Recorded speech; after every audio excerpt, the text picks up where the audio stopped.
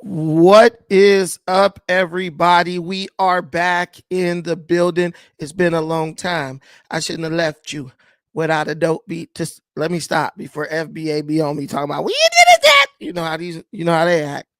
Uh, yeah. By the way, man, foundational Black America. Uh, uh,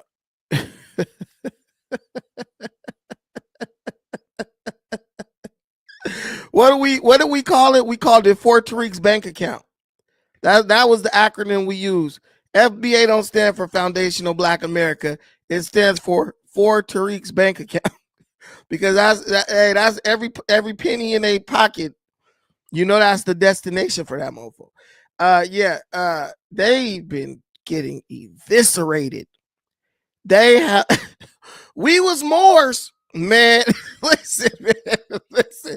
If we talked about everything I wanted to talk about tonight, we would be here for like 4 or 5 hours. I'm not going to lie to you. It's getting that bad for the artist formerly known as K-Flex. we got to give him some new names. The artist formerly known as K-Flex and the official K-Flex band, man, they in bad shape. They not doing well, to say the least. They've basically been eviscerated in the hip hop conversation.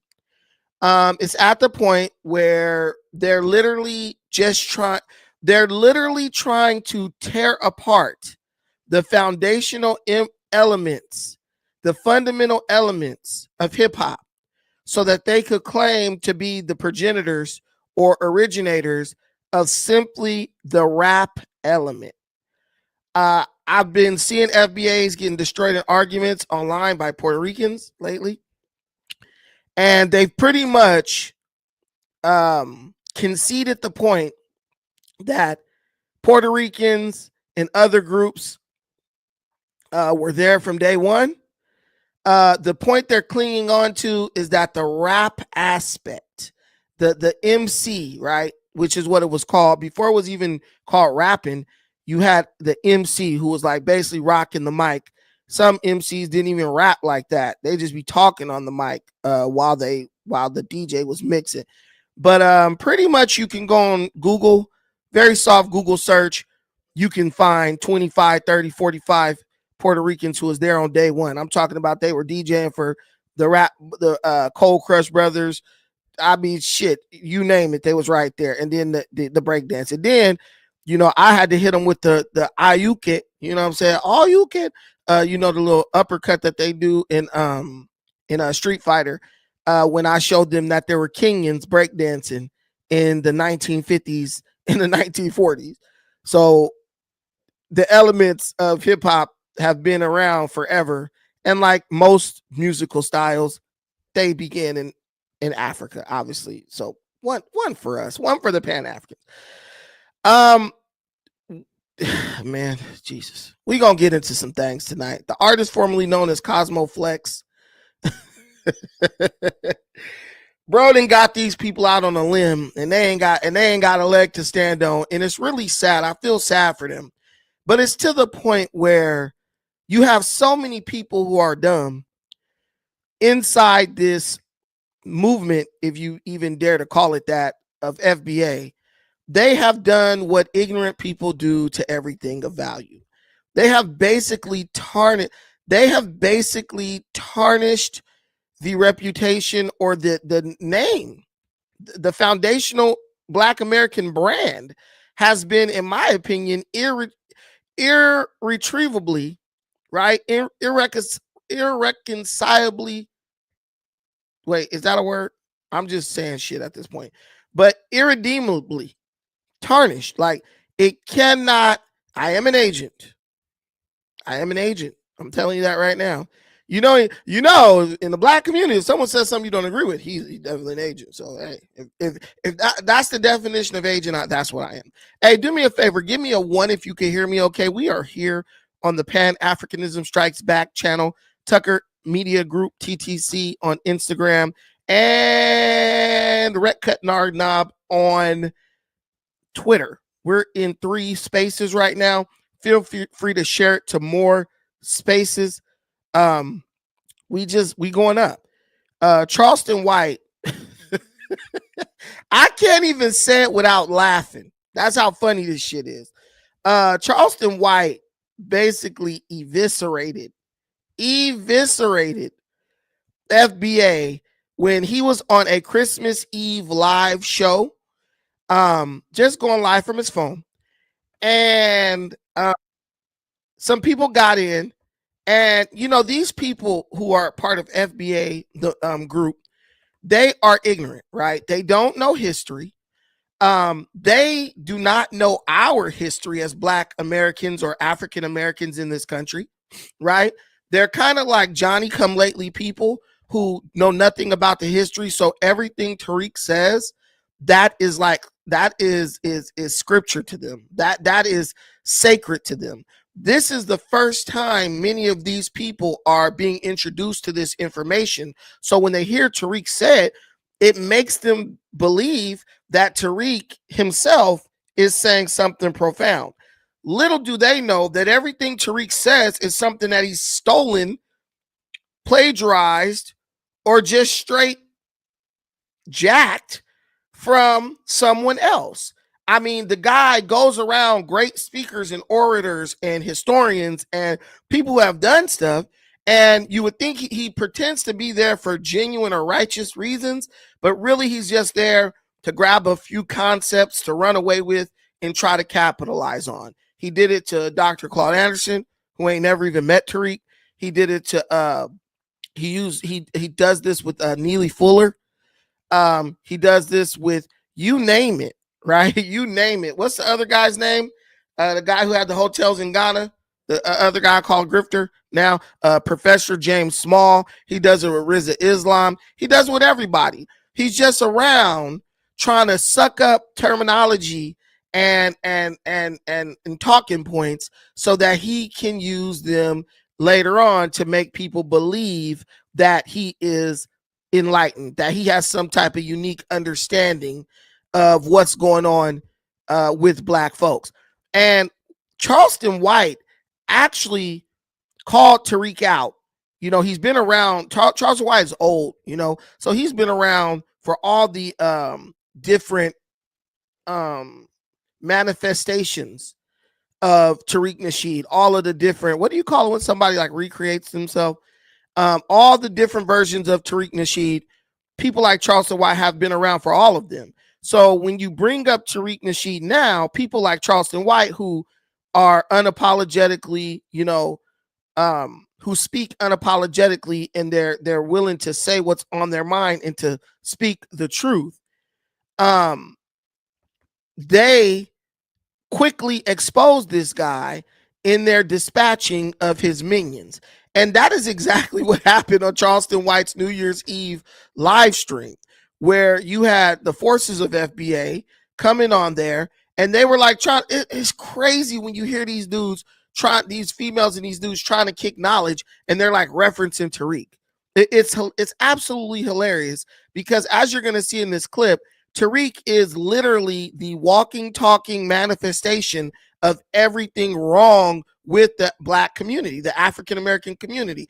That is why Tariq had distilled the term foundational Black American from Dr. Claude Anderson. By the way, he stole that, so that he could make something of a new version of Black people in America that he hasn't stepped on and traded on and basically betrayed.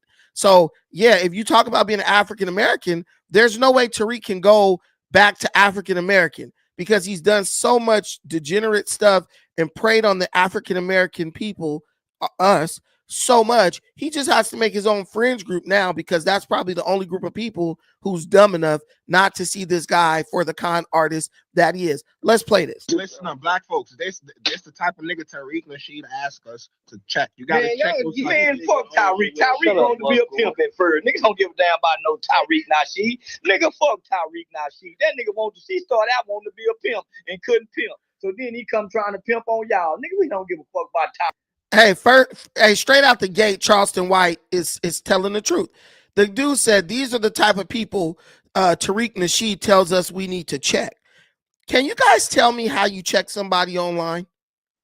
Can you tell me how people are getting checked by FBA and those people still have, they go after someone who has a significant following. The person's following is just the same. They go after a person, insulting the person, trying to crack jokes on the person, calling the person a tether. I guess that's what checking is. I thought when you check somebody, they stop doing whatever it is that they were doing that was offending you. I thought that when someone checked you, the behavior stopped there and it didn't continue. But whether it's Myron, right, on the Fresh and Fit podcast, whether it's me, or any other Neferkari Dessalines, any other person who has went after FBA and more specifically Tariq Nasheed, they come at you, they call themselves checking you, but they're powerless to stop you from doing what you're doing. And in the meantime, you know who never gets checked? The white man never gets checked. The guy who's actually oppressing them, the dude making it hard for them to live in the country that they built, he never gets checked. They just kiss his ass. They kiss his gooch, right? While they call themselves coming around trying to check Black Americans who don't ascribe to their ignorance and Black immigrants who are over here just trying to make a living and earn a living so that they can take care of their family. But check out the rest of this. Tariq Nasheed, this grown ass man and got on here and repeated what Tariq Nasheed done said. Nigga, I ain't never seen Tariq Nasheed in the community doing a motherfucking thing. He's always been on camera talking. See, I come from the bottom, nigga, starting out in the community doing shit. I started doing before I started talking. Nigga, actions speak louder than words. This black son bitch done got on here and said Tariq, nigga, fuck Tariq Nasheed. That nigga started out in the pimp group over there with goddamn me Rosebud and man, come on now, nigga, don't do us like that, repeating what Tariq Nasheed said. Now, had you quoted Marcus Garvey, you probably would have had some, but this nigga done come with Tariq Nasheed. Nigga, fuck you and Tariq Nasheed. Charleston. And listen, these people are so damn brainwashed and drunk off of celebrity. They didn't even have nothing to say in response to Charleston going at Tariq. They just sat there and accepted it because at the end of the day, when they go up against someone who's even bigger than Tariq, Charleston, they're so busy trying to like clout chase from one level to another one. They will just accept that from Charleston. And they didn't even try to defend Tariq. They go based on who's the most famous, right? It's like a hoe might jump in a car with a different pimp based on who has the better car or who got the nicest jewelry or who's making the most money and look like they got it going on, right? And that's exactly what Charleston White said.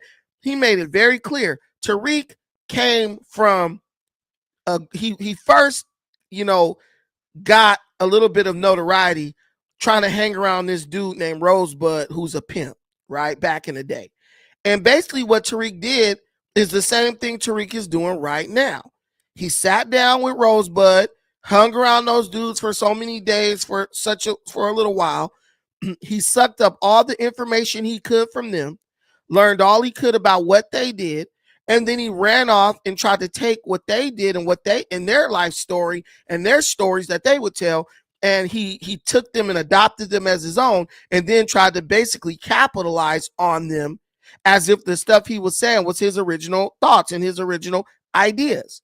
Now, Tariq is not really a pimp. He ain't got a player bone in his body, but he failed at that miserably. And so what he did was he started trying to be an actor, right? He started going around trying to be in getting hosting gigs, trying to be in movies. He just did something that a lot of people out here in LA do.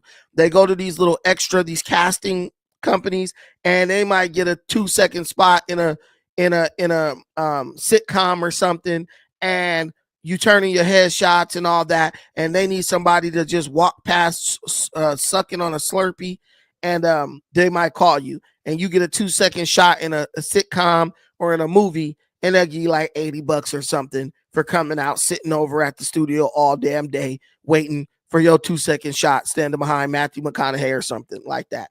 That's what Tariq started doing. It's not nothing new that no one has ever done. It's not like a unique thing. A lot of people in LA do that. Tariq also wanted hosting gigs. He just thought he was actually good at it. But like everything else Tariq has failed at, he failed at that. And he tried to write a book and become an author and claim he got all these sales and stuff. But the book has been tied to a company that basically produces fraudulent sales for literature. And they can get you the tag of a New York Times bestseller if you give them a certain amount of money. And most of his books actually sold in the island of Antigua. And if you know anything about Antigua, that's like a black hole for everything. Like nothing, there's no records of anything coming out of there. They might have some type of record of book sales, but you'll never be able to verify it, right? Same thing they do with the bank accounts and offshore stuff. So this is what Tariq was doing. And Charleston White just called it out. And he calls these people up. He calls these people out and clowns them and basically says, like, you guys are quoting this guy. And it's really like Charleston is shocked that people are that dumb to where they'll try to quote Tariq Nasheed as some type of legitimate source of information, right? And he even said, if you would have said Marcus Garvey or something, I could have rocked with you. But you said Tariq Nasheed, the guy who openly admitted that white people offered him money to go after black immigrants, right? And then started going after black immigrants and wants you to believe that he's doing it for a righteous cause. Let's keep on playing this because this is also contained in this video. Man, I don't want to hear shit. None y'all sound stupid now. I don't want a bunch of dumb motherfuckers coming over here talking. Y'all sound stupid and you niggas sound too anxious to talk. Love going y'all ain't got nothing else better to do. Y'all ain't got nothing else better to do on New Year's Eve than to get on here and talk. Nigga.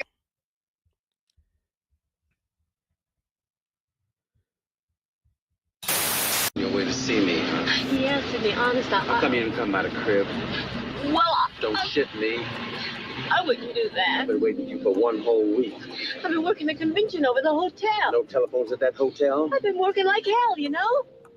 Look. Let me show you. See? It's all here. All I got. It's like you've been holding out on me. No, I haven't. I've been straight with you since. And this is a perfect representation. This is what Tariq does to FBA. Tariq is called checking your traps. You set your hoe up on the corner or you put her up in a hotel or a motel, and then you leave and you go check on your other hoes and go do what you got to do, whether you got a family or whatever. Then every couple of days you come back around and you say, hey, bitch, where's my money at? Where's my money? And then she better have that money or she going to have hell to pay. Is that not exactly what Tariq is doing to FBA? Tariq, put a battery in FBA back, send them out onto the internet to harass people and look stupid. And then every now and then, every couple of months, he comes out with a idea saying it's always the same idea. You know what, family, man, we got to do something. We got to make something. Man, I need to make another documentary. Don't y'all think we need to? Yeah, Tariq, make another documentary. Throws out the freaking GoFundMe and the CrowdRise and all this shit accounts for the crowdfunding. And boom, there goes another $400,000, $500,000, right? He makes the bullshit DVD for less than $20 or less than $200 or $300 or maybe $1,000 or $2,000. And then he turns around and sells that DVD right back to the same people who funded it. He literally is using what he learned from Rosebud and these pimps, but he can't really pimp no hoes like that to no real extent. So he just pimps the FBA groupies. That's it. Y'all didn't pay for 1 million documentaries and ain't even received a crumb of reparations yet. And then he tells y'all he weaponizes your ignorance because he says, yeah, if anybody tries to say something, if anyone tries to say something about me, you guys need to go out on the internet and check them. And that's what you see when you see the audience here. A bunch of people who think, oh, I'm going to go check Brandon because he's talking about Tariq Nasheed, right? How stupid do you have to be to not realize you've been hoed when every time somebody mentioned a certain dude's name you ain't never even met, who wouldn't even piss on you if you was on fire, you feel like you got to jump in the comments and start like disparaging the person who's talking about him. It literally makes no sense and it's sad. But if you want to know what you look like claiming FBA, this video is showing you. You know me. Damn right I know you. Let's see how much more there is in the titty bag. Hello, Mr. Green. Check out the snatch bank too. Mm-hmm. Damn right I know you.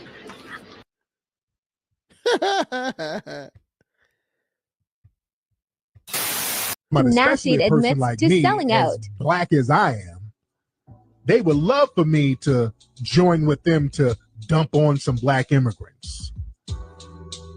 There's a huge bag for that.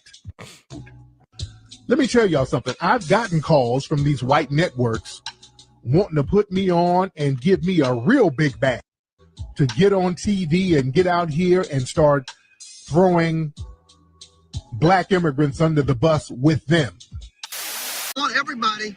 So these white networks and these white people, they've been hitting him up for years, offering him big bags, lots of money, right, to disparage African and black immigrants coming into the country.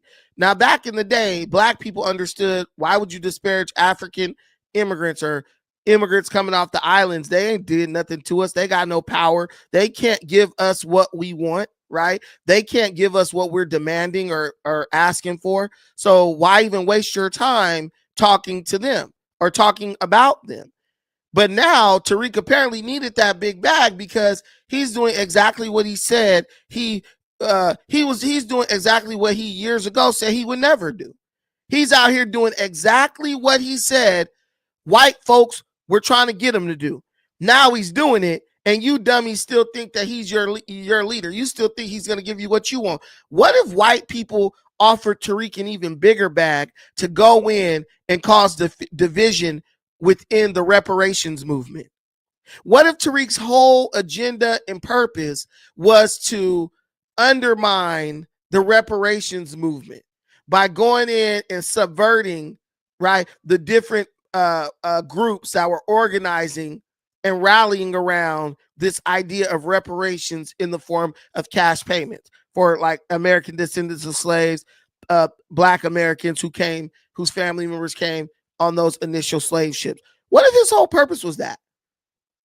What if that was the whole objective this whole time? I would say that Tariq executed that plan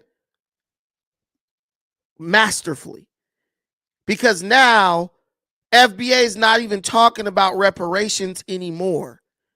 They're no longer talking about reparations, which was initially, I see you, Danny, and I see you, my sis Neff. I got y'all here in a second. FBA is no longer talking about reparations. FBA is now policing the internet. They won't police their own communities, right? They step outside their door, they're liable to get shot. But they are policing the internet, making sure that no one's undermining reparations? No. Like Kamala Harris said, they are on the internet policing, making sure no one is saying anything negative about Tariq Nasheed. That's where your energy is going. That's where FBA's energy. Our people, you idiots, right? You idiots who call yourself FBA, as strong as you could be collectively, we were a powerful group of people who had so much pull. When we acted a fool, the government came to us like, what do y'all want? Please stop. We'll do anything. Just please stop. We used to have that kind of pull. Now you've been relegated to policing the internet, making sure no one insults your deity, Tariq Nasheed. If that ain't a cult, I don't know what on earth.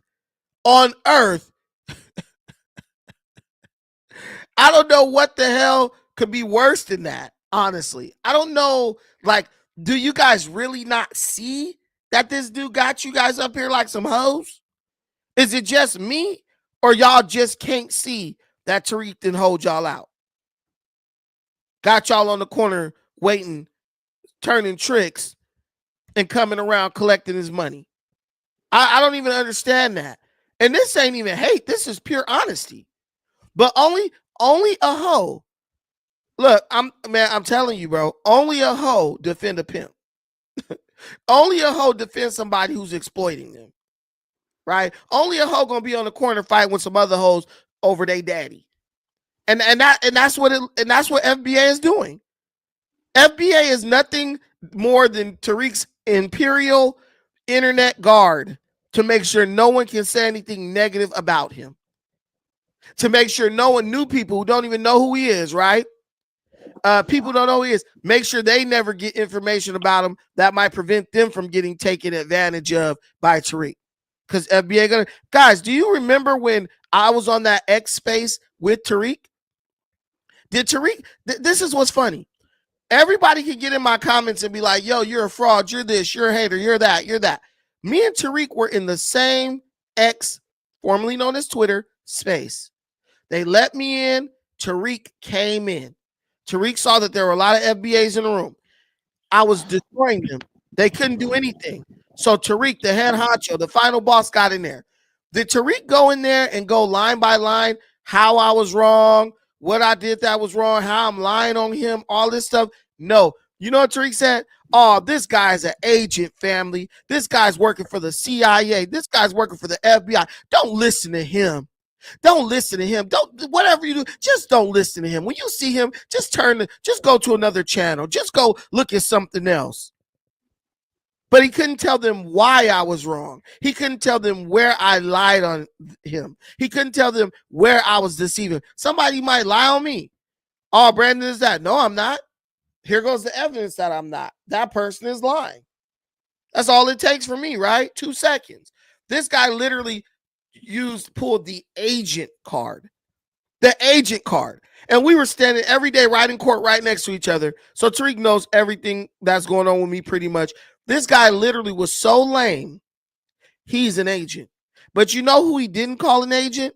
When Jared Taylor was whooping his ass in that debate, you never heard Tariq call Jared Taylor an agent once. When Tariq gets destroyed in debates by his white counterparts, never calls him an agent. Never. He wouldn't even call Jared Taylor a suspected white supremacist because Jared Taylor admitted to being a white supremacist. So what we learned is the stuff Tariq says is simply just name calling. He's not saying it because he's going to do anything about it. He's just throwing out labels, hoping that they stick so his people can say, oh, okay, that's like me saying this. There's a mechanic trying to fix your car. I'm a mechanic, but I'm ripping you off, right? You come get work done by me. Your car is still breaking down, fucking up, won't run. You go to another mechanic. The other mechanic say, man, I think somebody's sabotaging your car so it won't run right. You call me like, hey, this guy said somebody might be sabotaging my car. I'd be like, hey, man, that dude is a Mexican. You can't, don't listen to him. Or I say, hey, man, that dude is only 5'2".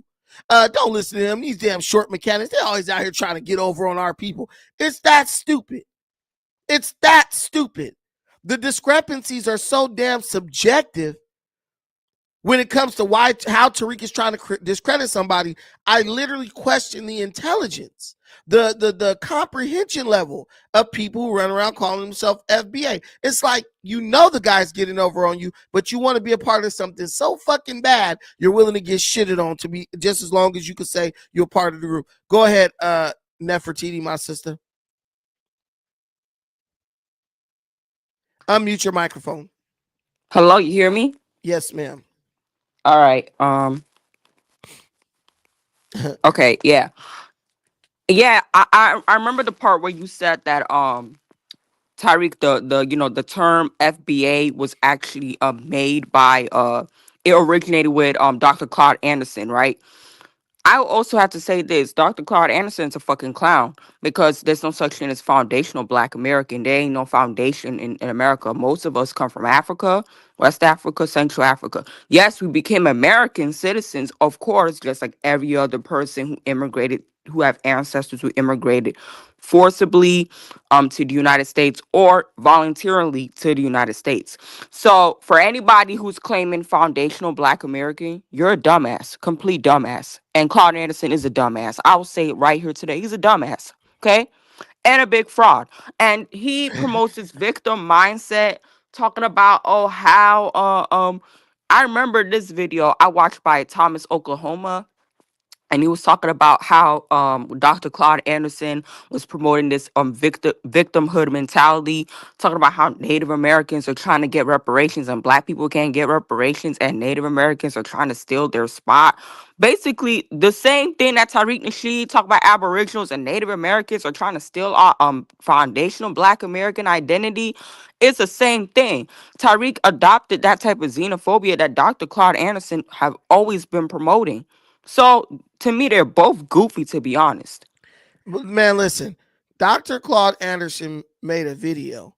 Y'all probably ain't never gonna see this. I tried to show it on my show, they had took it down. That's what made me start screen recording shit.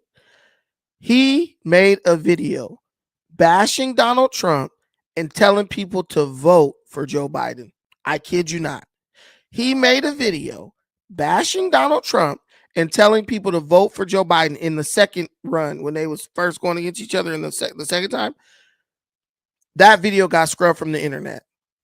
Dr. Claude Anderson clearly got on there, made a video, and his son or whoever around him was like, hell no, you can't tell Black people to vote for Joe Biden, bro. You're going to destroy your speaking gigs. You're going to lose your speaking gigs. He took that video down. Once I saw that, I said, this guy is nothing but a Democrat shill. He's a Democrat apologist. And it's so funny that the guy talks about economics, right? I got a picture where I'm with Dr. Claude Anderson on my Twitter space. He talks about economics, right? But bro, if you're talking about economics objectively, what economic mind on earth would tell you to support a man who literally destroyed our economy his first 6 months in office? True. Like I'm just keeping it a buck with you. He loved Black people. He want Black people to come up economically. If you want us to come up economically, wouldn't you be out here championing for a free market? What person who wants Black people to come up economically will sit up here talking about some green agenda and Green New Deal and vote for the Democrats so they can so they could shut the door on your face after they done got rich? See, because that's what the Democrat Party and all these people do. They've already gotten their money. So now they're trying to slam the door in your face so you can't secure generational wealth the way they did. That's all that is. It's the white man telling you we got as much as we needed. Now we're going to close up the spigot or shut the sink off before you get it. And then we're going to say, yeah, we trying to conserve water when you walk up.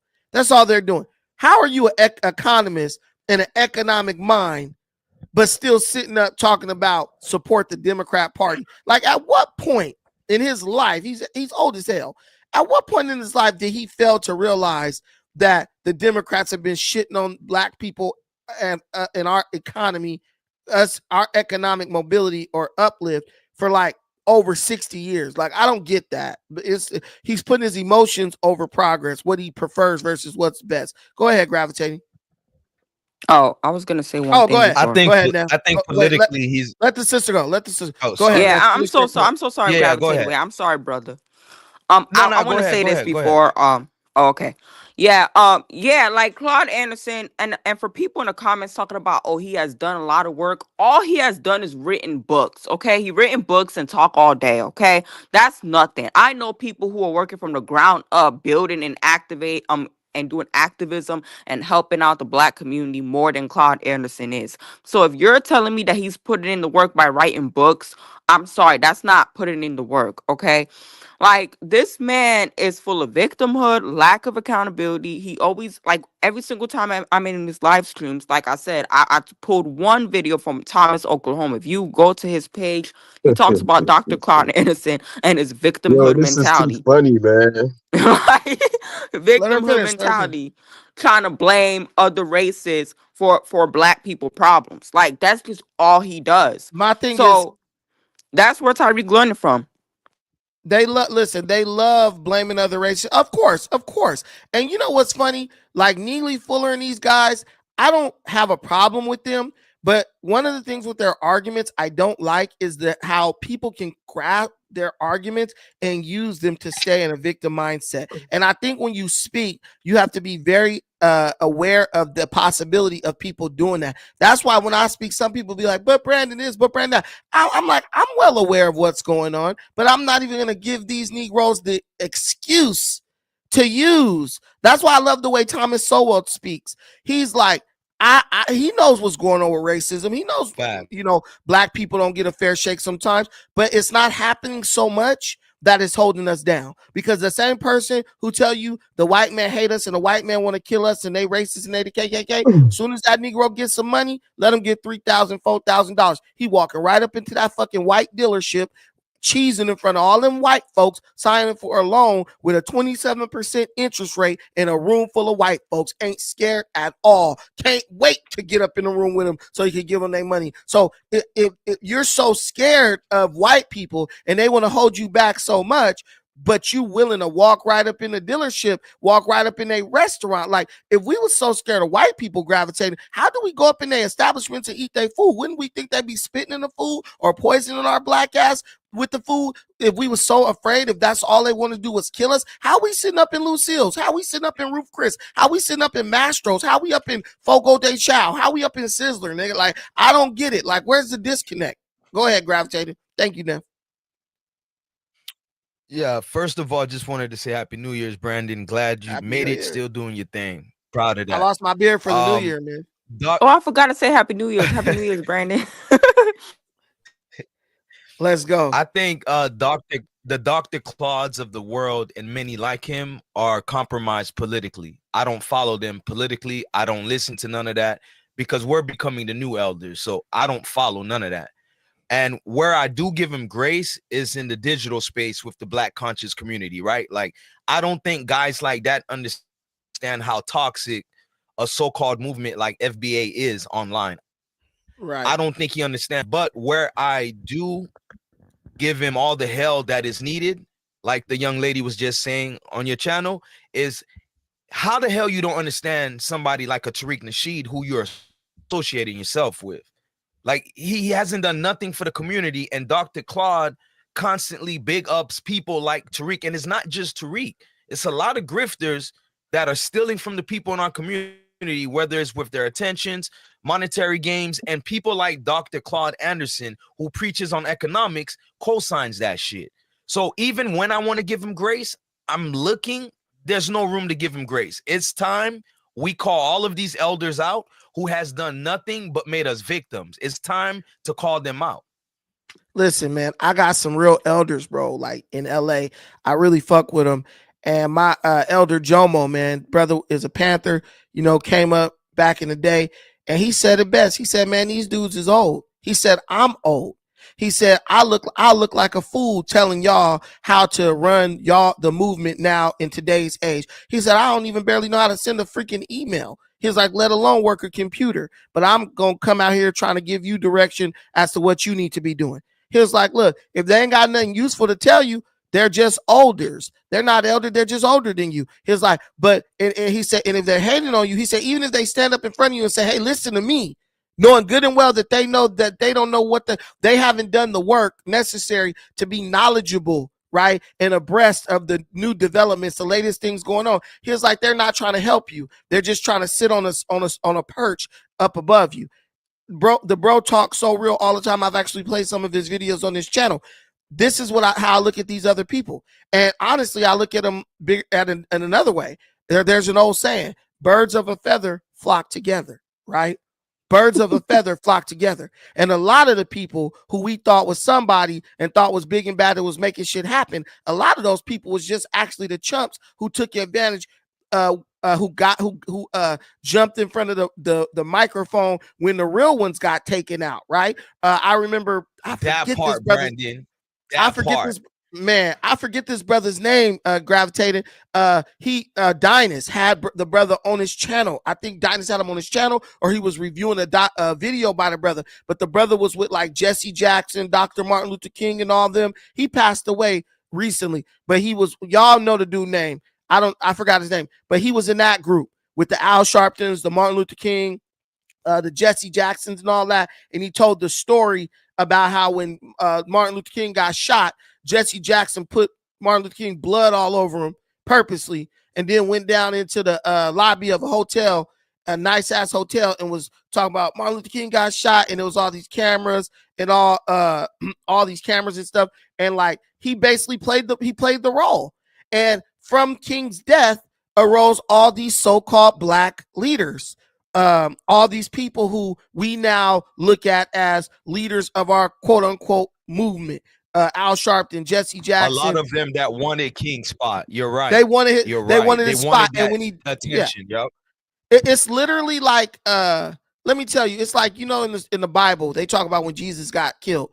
What happened when Jesus died? The Roman generals took his clothes and ripped them up and gambled over who would be able to keep the pieces of his clothing. That's so much like how things are done in our community. A lot of the people y'all looking at trying to follow and stuff, even dudes like Dick Gregory. Somebody just put Dick Gregory. Even Dick Gregory. Malcolm X told you specifically don't listen to Dick Gregory. But Malcolm died, and when he died, all these people he warned you against, they got to the front of the movement somehow. And I'll tell you this, and this is my last point before I go to Bakulu. This is the reality.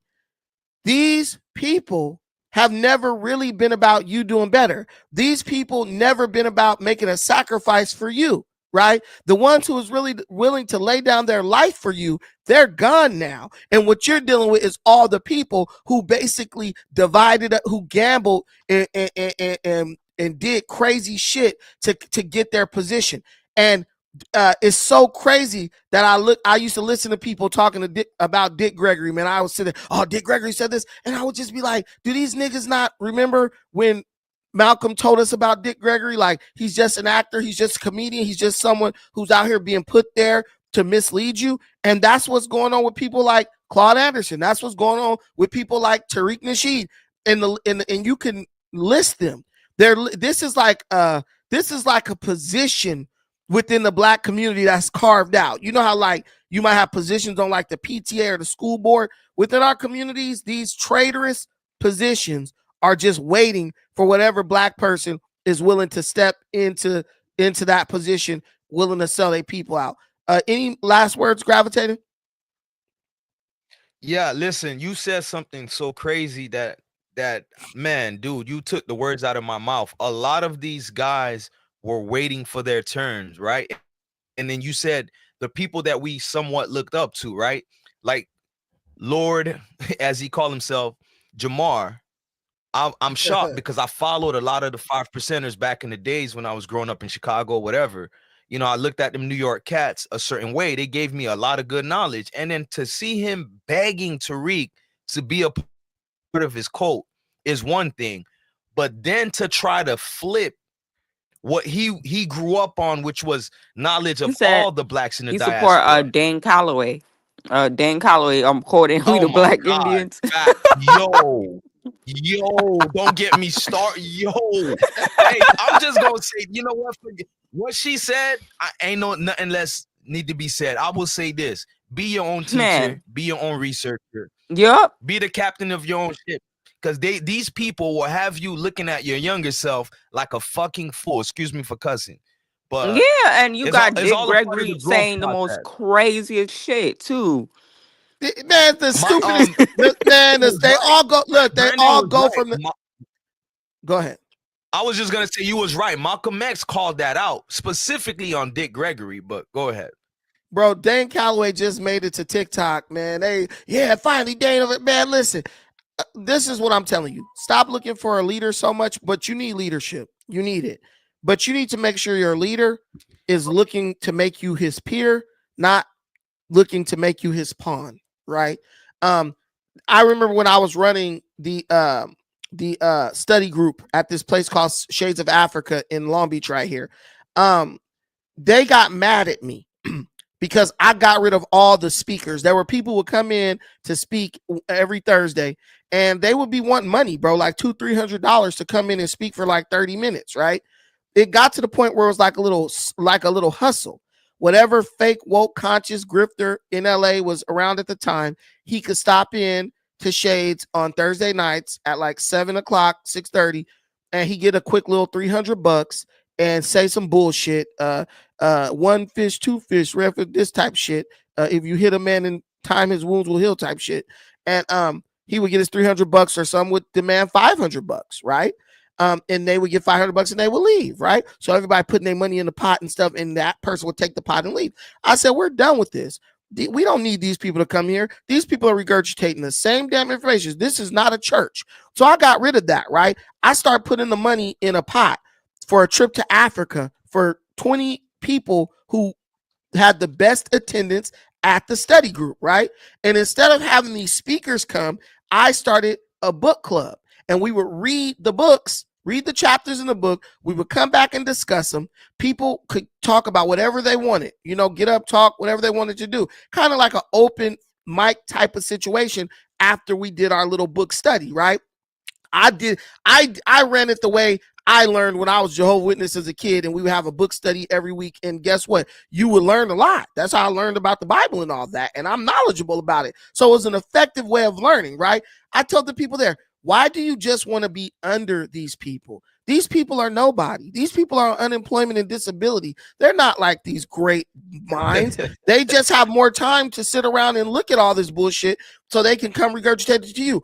They're not telling you. It's like church. They're not telling you nothing you don't already know. So I said, you should strive to be the peer of these people, so that you can sit down and have a conversation with them. It's just like when you read the Bible, and I keep making Bible references, but that's what I do. Even when Jesus was a little kid, they was looking for him. They couldn't find him. They found him. He was in the temple. You gonna wait a second? I'm in the middle of a thought. I got you. They said they looked for him. They say he was a little kid. He wasn't up in the temple learning from the priest. He was in there having a conversation with the priest about the deeper meanings of things that we all know, of the knowledge that we all share. And that's the point we should be at right now. Somebody like gravitating away, somebody like Neff, somebody like Robert, somebody like Kulubaka. We ain't gonna sit up and be talking about the 1960s. We have a conversation in our own confidence space.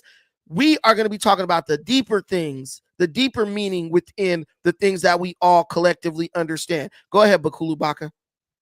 Hey, what's up, Brandon? I'm here. What's up? Listen, I'm glad you had the audio when Tariq said there's a big bag to diss black immigrants. Oh yeah. And a lot of people don't know about that. And another thing I wanted you to add is if you look at that FBA flag, if you could pull it up so you could show it to your audience. You want me to pull up the FBA flag right now? Right, because I want to show you where Tariq copied it from. He actually copied it from the National Socialist Movement flag. You could also pull that up so you could compare the two. I'm sure Tariq probably used something like a flag generator, and then he typed in a couple of terms. It just produced that. Like, the guy's an idiot. No, listen. He couldn't have just produced that. You have to look at the image of the National Socialist Movement flag. It's a direct copy with just a little difference. So that pretty much shows you that Tariq took the bag to spew negative things about black immigrants. So if you could pull it up so everybody can see it for themselves. Can you see it? I really believe Tariq got hired as a Democrat shill, and they didn't want to give him enough money, like the kind of money he wanted. So he kind of turned against him, but he never went against the Democrats outright, like openly. This is a stock photo. Good. Now pull up the National Socialist Movement neo-Nazi flag, and you can see where he copied that from. Okay. National Socialist. Do I have to type neo-Nazi? No, you don't have to put type neo-Nazi. You got me thinking right now. National Socialist Movement flag. Yeah, just go to image. There you go. Look at that. Now you see what this right here. See where Tariq. There you go. This where he got. This where he got that flag from. This right here. This one with the black and right here. That's right. Hey man, of course, Tariq ain't never had an original idea in his life. So oh damn, I disappeared the flag. Tariq never had an original idea in his life, bro. So we know this guy. So there you go. So he copied a neo-Nazi flag and made it an FBA flag. Yeah, of course. I mean, the guy uses the tactics of white supremacy to take advantage of his own people. We know that. And I've I've been been saying telling that for people Brandon, years. to your FBA is a point, hate group. Oh man, Brandon, 100% a hate group. Go to ahead. your point, you remember the revolt session, the round table a couple years ago with a couple of notable black folks. He was trying to get in on that Democratic train. Like he was trying to get in on it, but they just rejected him. And he got in his feelings and went even harder on the FBA grift. I remember that. Man, listen, we know that because here's the thing about the Democrat Party. You can't be talking about reparations and be. Can y'all see that? I'm sorry, my camera be acting up. But can y'all see that? Hold on. I'm gonna focus this a little bit. Y'all can see that? Yes, sir. It's the same shit. Somebody said that don't look the same. That's the same damn thing. It's just flipped. The sides are now the top and bottom. And come on, dude, this is the same shit. Everyone knows that. And he just put the fist up. It's not even an original idea. The flag. There's no black in the flag of Foundational Black America. Like, look at it. The fist ain't even black, dummy. Excuse me. Like, how dumb do you gotta be? To 15, Look, the fist is not even black. It's a white fist with a shadow. It's not even a black fist. The guy it has nothing to do with being black. Tariq knows that. If you go back to 1526, if you're dealing with lineage, that group of slaves were all creolized, meaning they were mixed Africans, mixed islanders. It was a creolized version of slaves. So, they kill me with this lineage stuff because we're more related than anything. But man, listen, soon as you look up the trans-American slave trade, where they was moving slaves all around from America to the islands and back and forth, we're all we are all the same bloodline. Literally, the only thing that separates us is how much white admixture we have based on being in a close proximity to white people. So the only thing that holds FBA together is their shared white DNA. That's it. And if that's what you want to build your movement on, you're more than welcome to do that. But stop trying to make it seem like that's something that has to do with blackness. Like, I promise you, man, this is like the fucking holistic rendition of the movie The Imitation of Life. You remember that movie with the white girl? Her mom was black though, and she didn't want to claim her mama. That's FBA. FBA is like a white passing black person who don't want to claim their black parents. But the problem is they've reached the final form, the final stage of psychosis, to where they're literally trying to sacrifice their identity. They've sacrificed their. I've said this 1,000 times. It's so redundant. We've sacrificed our children. We sacrificed our economy. We sacrificed our morality to this structure, this power structure, and we have nothing left to give. So now we're sacrificing our very identity. We are like we are like that book, The Giving Tree. You remember that book, The Giving Tree, when the tree loved the boy so much and gave him everything to the point where it was nothing left but a stump. And when the boy came back, you saddled the fucking stuff. That's black people in America. We have given these people everything we have. And we're to the point where we got nothing left to give, right? We've given our children over to their perversion. We've given our minds over to their immorality. We've given our economy over to them to where we can't even participate in it fairly anymore. We've given them everything. Now we're giving them our identity. We're trying to give them our skin, our identity, and the most important thing, we're trying to give them our damn mind, because some of these ideologies aren't even based in reality. Like, the shit they be saying just makes no sense. Like, nowadays, you can't even be black. I'm talking about, ain't it crazy to you how a group of people who hate being black more than anything are trying to tell other people that they're not black now? Like you want to be an Indian, but you gonna tell an African American, African immigrant how black he ain't. You ain't no foundational Black American because I'm an indigenous Indian. Most of us don't even talk like this to one another outside of Twitter in real life. Right. None of us do this in real. Is. Come on, most of us are cordial with one another. Let's keep it a buck, man. Come on. If you search up FBA online, search it up. The main number one, it says that it's founded by Amazon. It's founded by Amazon. Definitely non-existent. Nobody knows who the fuck FBA Amazon FBA. Hey, listen, let my boy Hey, Robert Queen, speak. you ain't lying. Nah, for real. If you type in FBA, the first thing Amazon business pops up. Facts. I swear, when I did the same search, I saw Amazon companies and private sectors. Like, yo, it's so bad. They trying so hard to get in the quote unquote lexicon. I'm gonna let Robert go, but let me just say this: Pan-Africanism is dead. Nothing is built in Africa with Black Americans. Please show me one thing that these people have built in the name of FBA. Please show me one thing. Show me one thing somebody carrying the FBA banner has built infrastructure-wise in America. Literally, they won't even create spaces on the internet for themselves. These Negroes talking about we built this country and still on Clubhouse, still on Twitter Space. Like if Twitter just decided to say fuck it and delete y'all. Like if the white man literally was like, we're not letting no FBA hate group stuff be on our platforms, they would have nowhere to meet. FBA would disintegrate within a second. Go ahead, my brother Robert. How you doing tonight, my brother? I'm all right. You hear me pretty well? I hear you loud and clear.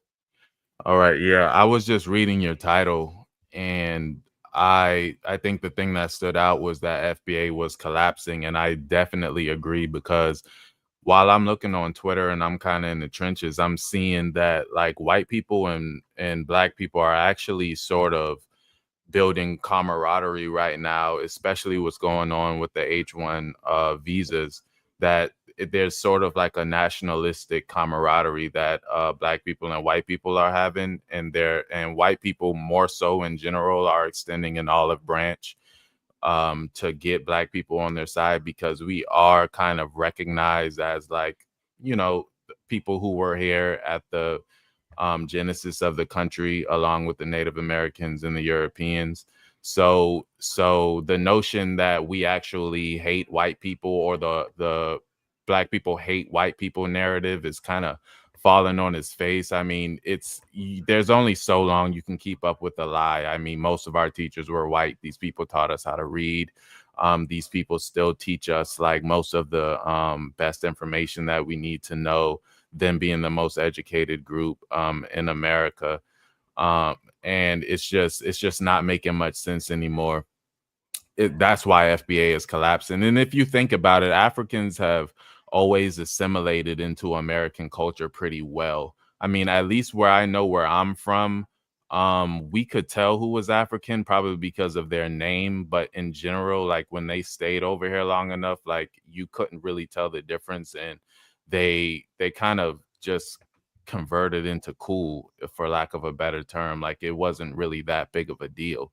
So the issue with the Indians and everyone else is that there's an immigration without assimilation, which what they call is an invasion.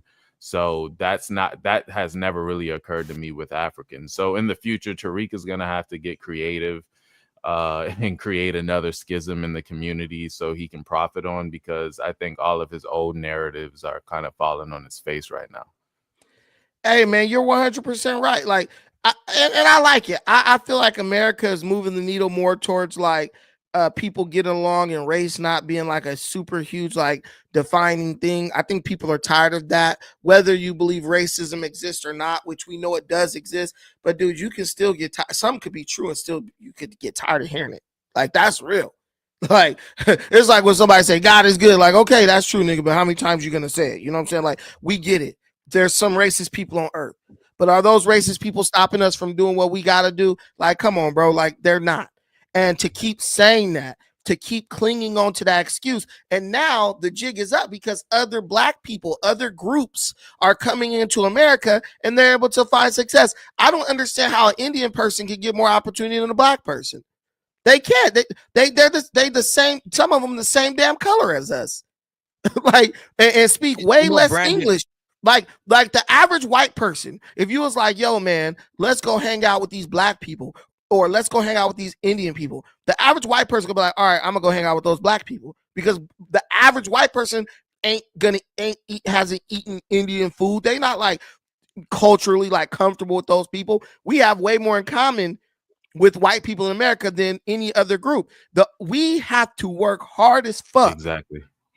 in America, black people have to work hard as hell to be ostracized by the white community. We have to work hard as hell to be the last hired in the first fire. We worked for that position.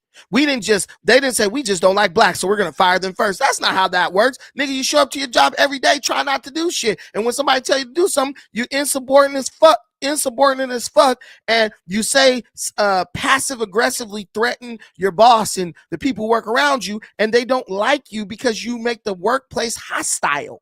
And so if they get the choice, like, we gonna hire this brand new dude who don't speak a lick of English, or we gonna hire Pookie and Ray Ray, they're gonna choose the brand new dude because they want to just go to work and go home without having to feel like they about to get punched in the face because they told somebody that they taking too long on a 15-minute break. Come on, bro. It's so crazy how black folks come at everybody like, don't say this about us. But the shit we be doing, some of us, the shit that some of us do is so damn common that we literally make jokes about it. When you start joking about the degenerate shit you do and how other races have to basically suffer suffer under your ignorance, you know that you've gotten to a point where it's no longer like you're not even capable of being like convinced that what you're doing is wrong. You're not even capable. You're like blatant with your disrespect of like really what it means to be an American and of the opportunities that are presented to you. Like, your kids is going to school cursing out the teacher in the class. Like, if I'm a teacher, who would I rather have, a classroom full of black kids or a classroom full of white kids? I want the white kids because I'm gonna be able to go home, go to work, do my job, not be at risk of losing my job because some little bonquisha is disrespecting me, and I got to go to work every day and choose between being respected as a man or getting my paycheck on Friday. Nobody wants to make those kind of decisions. Rob, do you understand what I'm saying? Yeah, most definitely. Like, could you imagine if you went to your job every day and you like, man, one of these little bastards is going to try me, probably try to swing on me or something. But if I slap their ass into next week, I'm going to lose my job. Could you imagine the level of stress you will be under on a daily basis going to work in an environment like that? Yeah, it's what I account it to is that you can either lead out of fear or you can lead out of love, and in general I think black people choose to lead out of fear, even though we don't necessarily lead anything, but we've chosen the fear route, which actually gets old. Like, you can't just continue to lead out of fear into perpetuity. I mean, if you ever watched any of the Godfathers, you kind of see what that comes down to. I mean, leading out of fear is just a failed proposition if you look at history. It makes you stagnant because you're always in I do and we're gonna move on, but I do Brazilian jiu-jitsu. One thing they tell you, like, I used to do a lot of tournaments. I'm actually gonna do some tournaments coming up this year. I used to do a lot of tournaments, and one thing I learned in tournaments, you have some people, they would just lock up, right? They'll grab onto you and they'll hold onto you for dear life, and they wouldn't let go, right? And they were so afraid to move, and because they thought something might happen to them, they might get swept or submitted. But my coach used to say, if you're just, he used to say, fear is not fighting, because when you are so afraid, you become paralyzed. And all you're trying to do is paralyze the person. You're trying to make the other person paralyzed the way you're paralyzed. But if that person just chooses to keep moving fearlessly, they will beat you, because eventually, guess what? Being scared is exhausting. If someone really scares you, you ever been scared as hell, like somebody really scaring you? You get so tired so quick just from being scared. Like, you out of breath and ain't even ran nowhere. Fear is exhausting. And that's what I believe happened. Yeah, exactly. That's what I think is happening with Black America. We're tired of being afraid. And the ones who benefit from keeping us afraid, they're fighting tooth and nail to keep their bag coming. And we're just like, man, fuck this. Whatever's out there, that's fine. It's like when your mom tell you, don't be running the streets at night. Don't be running the streets at night. You're going to get shot. You can get killed. After a certain point, you're going to be like, mama, whatever happened, going to happen. I'm not about to be afraid anymore. I ain't stand cooped up in this fucking house no more. Right? You got to get out. And that's where Black people are as a community, the majority of us. But there's that small contingent who's like, no. We still want to be scared, and there's the people who profit off them. Go ahead, Hakeem. Yo, what's up, man? What up? Hey, yo, man, I've been diving into some other shit lately, and I'm starting to wonder if Tariq more so working for the I know he's working for the government, because like I've been looking into all these black ops special forces operations going on in Africa, and on the surface you would think we're not there at all, but we're like really active out there, and it's pretty convenient that you got Tariq Nasheed capturing the would-be people that would march about injustices, like totally devaluing Africans while these operations go on, in the event that we start to care about it. I don't know. It just seems like he's definitely helping them out, because there was this law signed in like 2017 where the president gets $100 million a year for special operations now, and it's been ramping up, and he's been starting to pop this shit off around that time. So it's odd. I mean, it makes sense because Biden still has to pay his weapons manufacturer donors and all these people he promised endless war. So he's ramping up all militaristic efforts because every time they decide to do something, the United States taxpayers got to pay for more weapons and stuff. That money goes directly to the people who donated to the Biden campaign. It's literally, you could trace the breadcrumbs right back to Joe Biden. It's almost like he's an American Putin competing with Putin, who's his counterpart, essentially. Like yeah, exactly. It's like that. And I'm telling you, everything is just a distraction. We are in the age of information, guys. We literally got more access to new information than anybody in history before us, right? How do you keep us from doing better? How do you keep us from getting smarter and exploiting this system in our favor? You got to keep us distracted. Because the distractions have increased along with it. Of course. Now people are getting paid just to like eat food. They're getting paid bags on bags just to eat food and keep your attention. 100%. 100%. And there's a lot of people even in the audience who mad, oh, you're a clown, you're this, you're that. Listen, man, guys, listen to me. You owe it to yourself, but more so than to yourself, you owe it to your children to stop being so hopelessly ignorant, right? I mean, you can't. Go ahead. I was gonna say, just think about it, like y'all, like when this stuff started happening, like with Tariq or whatever, like no one asked for it. It was like there was no reason for it. There was nothing bubbling up that would prompt someone to go on this like anti-African, do this split off. Like it was organic, so but like true. Inorganic in a sense. It's like he just made this shit up. It wasn't organic. This was totally government created. I believe that the money behind all this shit is George Soros. If you ask me, I believe that's who Tariq them getting their checks from. They're getting their money from people who are associated with George Soros. Order through chaos, right? Create chaos, and then we'll try to we act like we're the shining light to lead you out of it. Listen, man, this whole reparations crap was created. It was stoked. I'm not gonna say it was created because it's been around for decades. The fires of the reparations movement were stoked by in an effort to kill the Buy Black movement. Remember, just think, recent history, y'all.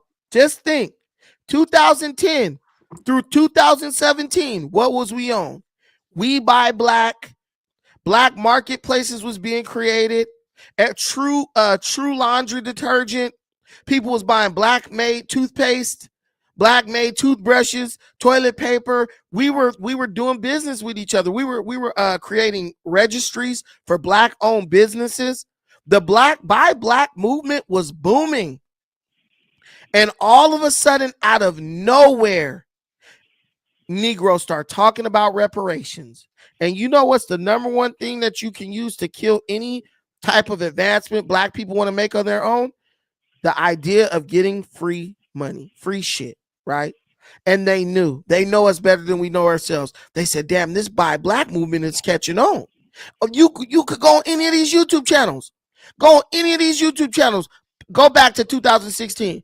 Everybody was talking about this stuff.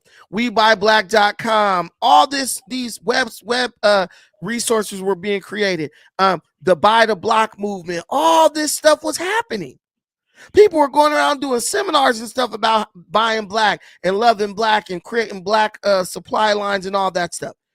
All of a sudden, you start hearing about reparations. Black folks totally abandoned the We Buy Black movement. You don't even hear like WeBuyBlack.com, that website. They don't even have that same name no more. It's called something else now. That's how much people stop. And not only that, there's some websites. I remember back in the day, the Buy Black movement. There was some websites where they would have like everything all black on. Half of them websites are taken down. If you didn't know, right now they're being taken down. Like I have never seen them ever again after this whole thing just came out. All taken down. 100%. They're gone because no one's shopping on them anymore. We went to We abandoned buying black, right? Killmonger, come up here. You guys got the link if you want to come over. We went from buying black, right? It was called the Do for Self movement. We were doing for self. We left that to beg white people for reparations, and now we right back shopping in these white-owned stores. Bro, you went from using a black-owned toothpaste back to using Crest, my nigga, in the last 5 years, 5 to 7 years. How? People was Brandon, like, to your point. Go ahead. Well, I was gonna say to your point and Hakeem's point, the whole FBA mantra is not even directed necessarily towards European immigrants or Hispanic immigrants. It's like a battery on their back when they're going against black immigrants. And with Hakeem saying like it's a lot going on in Africa with the chaos, I would say blacks in America, no matter descendants of chattel slavery here or Caribbeans or Africans, were very united. You would even in fact say the descendants, the children of immigrants from Caribbean families and Africans really identify more with Black American culture. I know some folks disagree, but I'm telling you with what I see in one of the most diverse states in Florida, most of these kids know nothing about where their parents come from. They're not sending money back. They identify with y'all.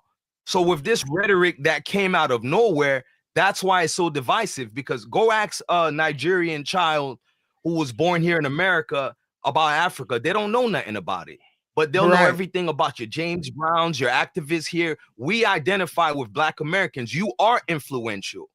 We looked at each other, I would say, in an ever-growing rate as united. All of a sudden, to Hakeem's point, here comes FBA. So I do agree. I think Tariq is a fucking agent. I believe that. The timing of it, listen to me, the timing of it is just too precise. Right when we were getting a little traction, boom, let's get come on, y'all. We all Bro, yes, because like, bro, I swear to God, like Africans were like really coming into my life. I was like starting to meet a lot of them around that time and stuff, and like starting to really make like connections, and like it was a good time. And then all of a sudden this dude comes around. It's like he had like, I was like caught up in the reparations thing, but like now I'm starting to realize that like he wishes that like he wanted to use the reparations thing as a way to angle towards the African thing as like, oh, they're the ones in your way trying to mix in and like get in y'all's pockets and shit like that, when like Africans didn't even give two damns about it. And so like I think he wishes people like just more so focused on the tether thing and not the reparations thing.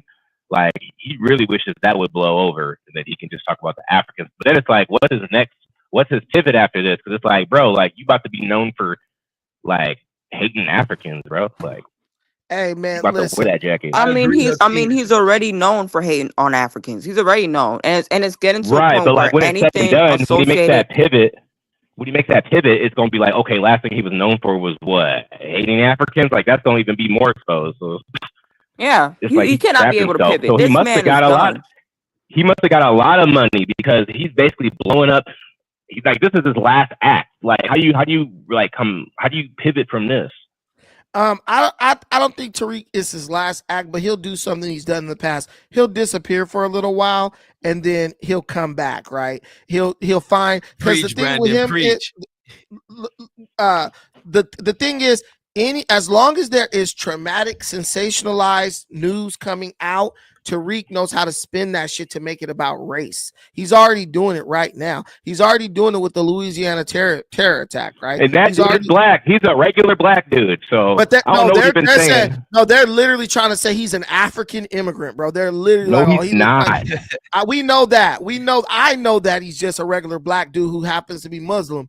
Their FBA is like, nah, he is a African. He's one of those North Africans. Bro, they would call me Arab. Like, I'm in the same boat. I'm black as hell, but I got a Muslim name, bro. Like, my grandpa was an NOI. Like, it just shakes out like that. Like, yeah, but we know that. But what Tariq does is he doesn't pray. He exploits ignorant people who only, man, when I was in the trenches with FBA, the crazies, man, people told me, bro, I get all my information about the world from Tariq. Like, it's literally a cult, bro. He knows it too. That's why he always says there's no leader, there's no leader. Because when people do crazy shit, he don't want to be the person who gets blamed for it. But guys, I'm telling you, I mean, they all will come and they have the insults to throw at you, but they never have the explanations of what they believe. Like, okay, you want reparations. That's not even on the table anymore. So what are you doing now? Now you're just going around the internet hating people. You're just being a hate group. Guys, let me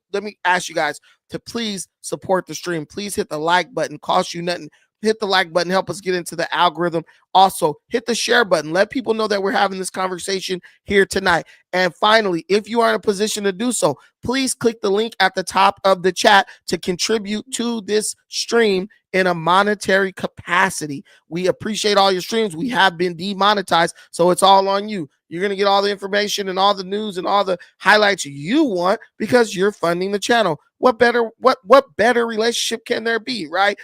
Please contribute to the stream. Let me give a shout out to my boy, Red Pill Zulu. Shout out to him for the $50 holler in the Cash App. My brother is always contributing to the stream in a major way, and I appreciate him, and we greatly appreciate his support. Much appreciated, much needed. Thank you so much. Brooklyn Gabby, I want to read this comment before we go to Laughing Like Socket. You can tell this dude hosting is a tether. Fucks up with this fucks up. What the fucks up? He's basically saying with all this wee shit. This is what I'm saying. FBA is the most connected, divided group on the planet. But this is what I've always told you all. They want you to believe that they are mobilizing in the name of reparations. But they're also telling you once we get our reparations, we're not going to do anything collectively with them. We're all going to separate and go our separate ways and give our money right back to the white man. This is literally a road to nowhere. You remember back in the day, that bridge to nowhere thing they were building like in Alaska or whatever? This is what this is. What is the point? Wasn't all this, aren't the movements supposed to be about collective uplift? These people aren't even united amongst themselves. They're not even connected amongst themselves. They're literally just trying to use each other to get something that they want so then they could turn around and weaponize their wealth against each other. This Brandon. is the stupidest shit ever. Go ahead, Hakeem, and then we're going to we gotta get Hakeem and then go to Saget, and then we can. You know what's interesting is how the definition of tether has changed from an African to whoever disagrees with Tariq Nasheed. It ain't never changed. It's always been that. It's always if they been have that. no leader, if they have no leader, Brandon, say one thing you disagree with Tariq. Watch they come for your head, but you have no leader though. They can't, right? They can't. If you say, you can say something about anybody, they don't care. Say something about Tariq, they're coming at you. And also tell them to name one idea that they have that didn't originate with Tariq. See, that's how you know, like, this is not something it's not even real, because everything they say is something that is regurgitated from Tariq. And then Tariq changes what he says every couple of days. He literally, I remember when he was on telling them they were Africans, not Native Americans. They were mad at him. They were pissed off at him. And then they use this Tariq's not our leader when Tariq says something that they don't agree with. That's it. So Tariq's not the leader when you don't agree with what he says, but you're still following him. It's crazy to me. Go ahead, Laughing Like Saga. How you doing, brother? I'm doing well. Hope you are. And shout out to you for the $10 holler, my brother, in the Cash App. Oh, yes, indeed, man. Another great show. Thank you so much. Salute to the panel. Hope you guys are doing wonderful. Hope y'all had a great holiday. Happy New Year's. Happy New Year's. Merry Happy Christmas. New Year's. You know, if y'all celebrate the white man's holiday, well, I do. But either way, all do. But we all do. You ain't exempt from it. Is the white man gonna give us a day off work? We celebrate. Damn right. I know I was off. You know, speaking of which, man, facts. Speaking of work, I got back from work like a few hours ago. So if I sound a little bit dragged out, please forgive me. But this guy Tariq has been exposed like numerous times, and I mean, it's just baffling that people even still follow him. Let's see. Reset. Salute to Reset. He has actually touched on a point that I'm actually about to make, but I'm gonna go ahead and add to it. I'm a second generation Liberian American, and it's very true. Like a lot of Africans, especially with the younger generation Africans, millennials down to Gen Z and Alpha, we have assimilated to Black American culture tremendously, and there's so many examples of that. I mean, when it comes to like in the hood, in the streets, or even in music, you see so many collaborations between Black American artists and Afrobeats artists that's from the motherland. So when the FBA crowd says, "Oh, Africans don't like us," and this and that, I'm like, what the hell are you guys talking about? Like, Africans worship Black Americans. I mean, well, what they'll say this in the same sentence. In one breath, they'll say Africans don't like us, but then in the next breath, they'll say, "Stop trying to be like us." So they don't like you, but they're trying to be like you. And then it's so crazy because even when people say like the word nigga, like they was on Fat Joe. Oh, Fat Joe saying nigga, bro, come to Long Beach. Go to any park in Long Beach on the east side. You will hear Mexicans saying nigga to each other, Asians calling each other nigga. They call each other nigga more than we do. Nigga. They're just in New York too. Bro, they're trying to control anything that they can. And all it does is expose the fact that they control nothing. And when I say they, I mean FBA, because that's the cult group. I am actually an African American, a Black American. Like people always try, oh, he's a tether. I don't know, like your mama, your grandma might be a tether. I don't even know what a tether is, but I am just an African American person. Like I love when they try to throw this, like it's just like a bullshit disqualifier. It's like when you're arguing with a woman and she calls you a misogynist.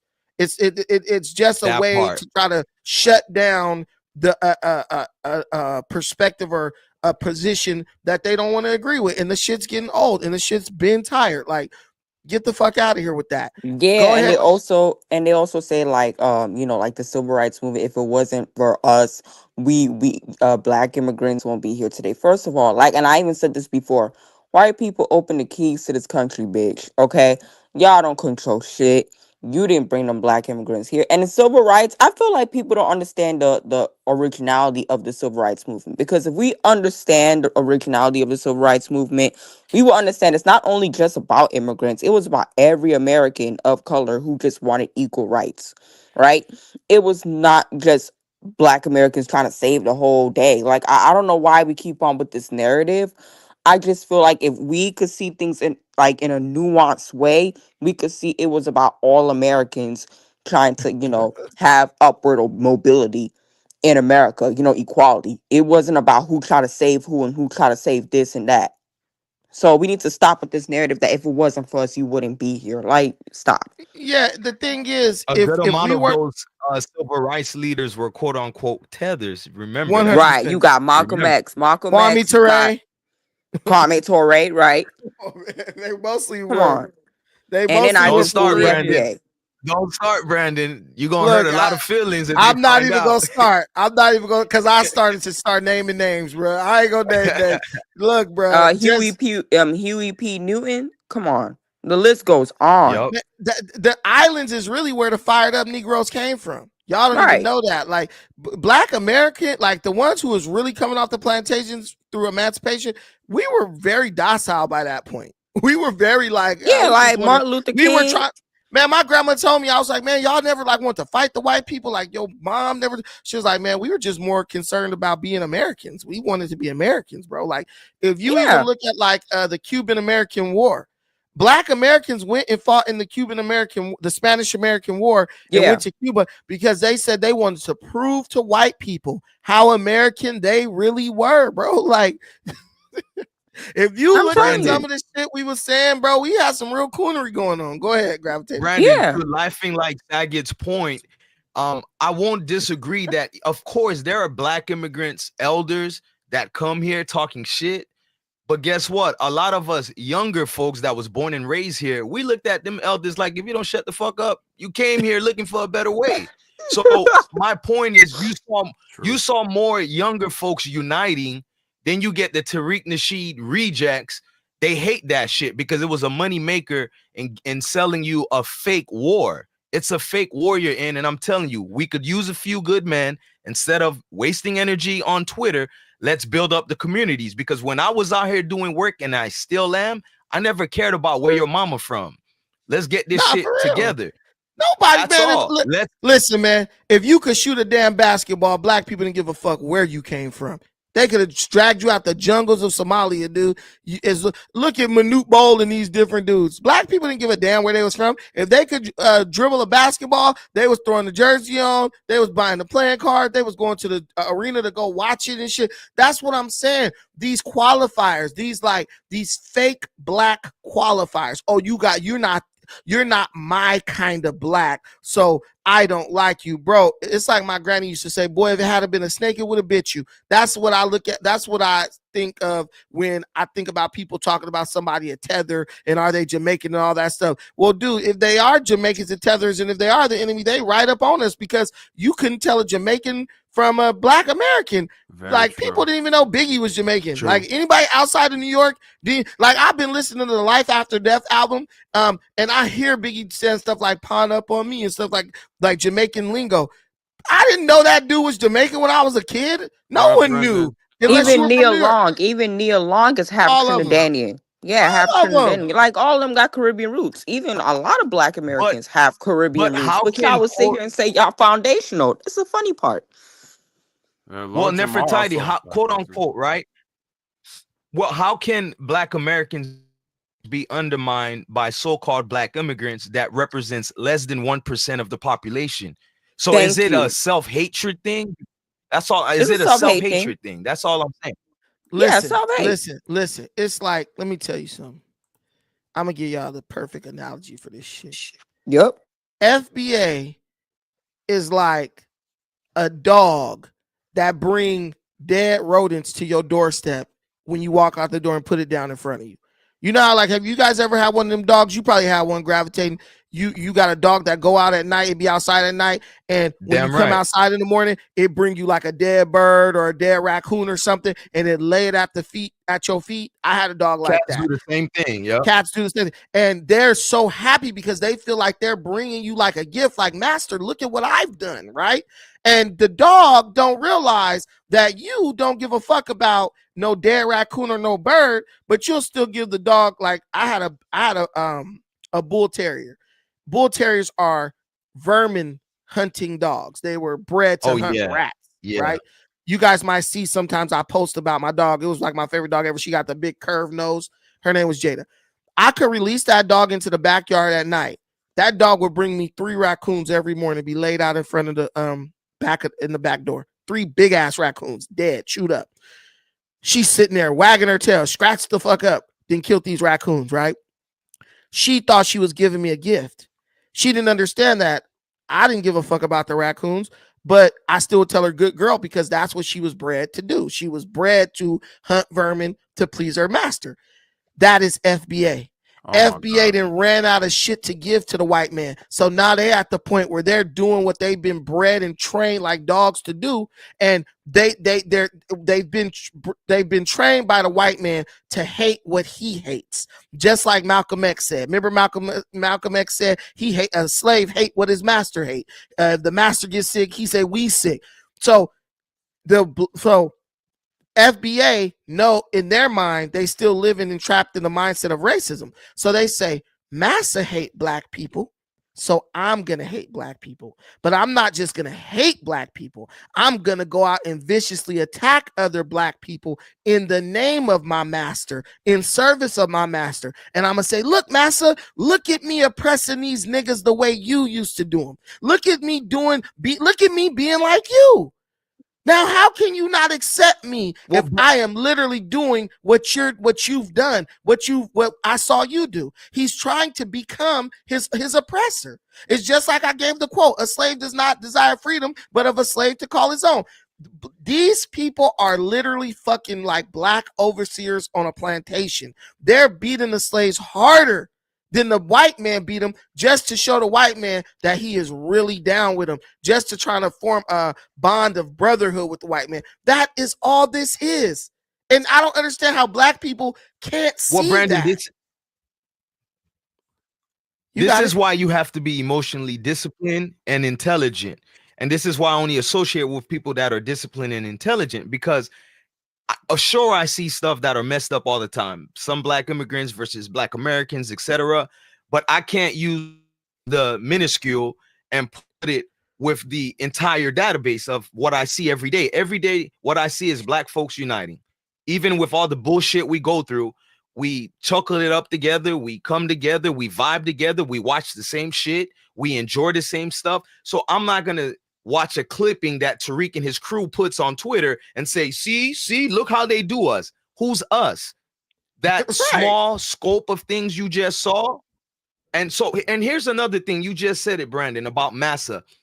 To my so-called FBA quote brethren, whatever happened to fighting white supremacy?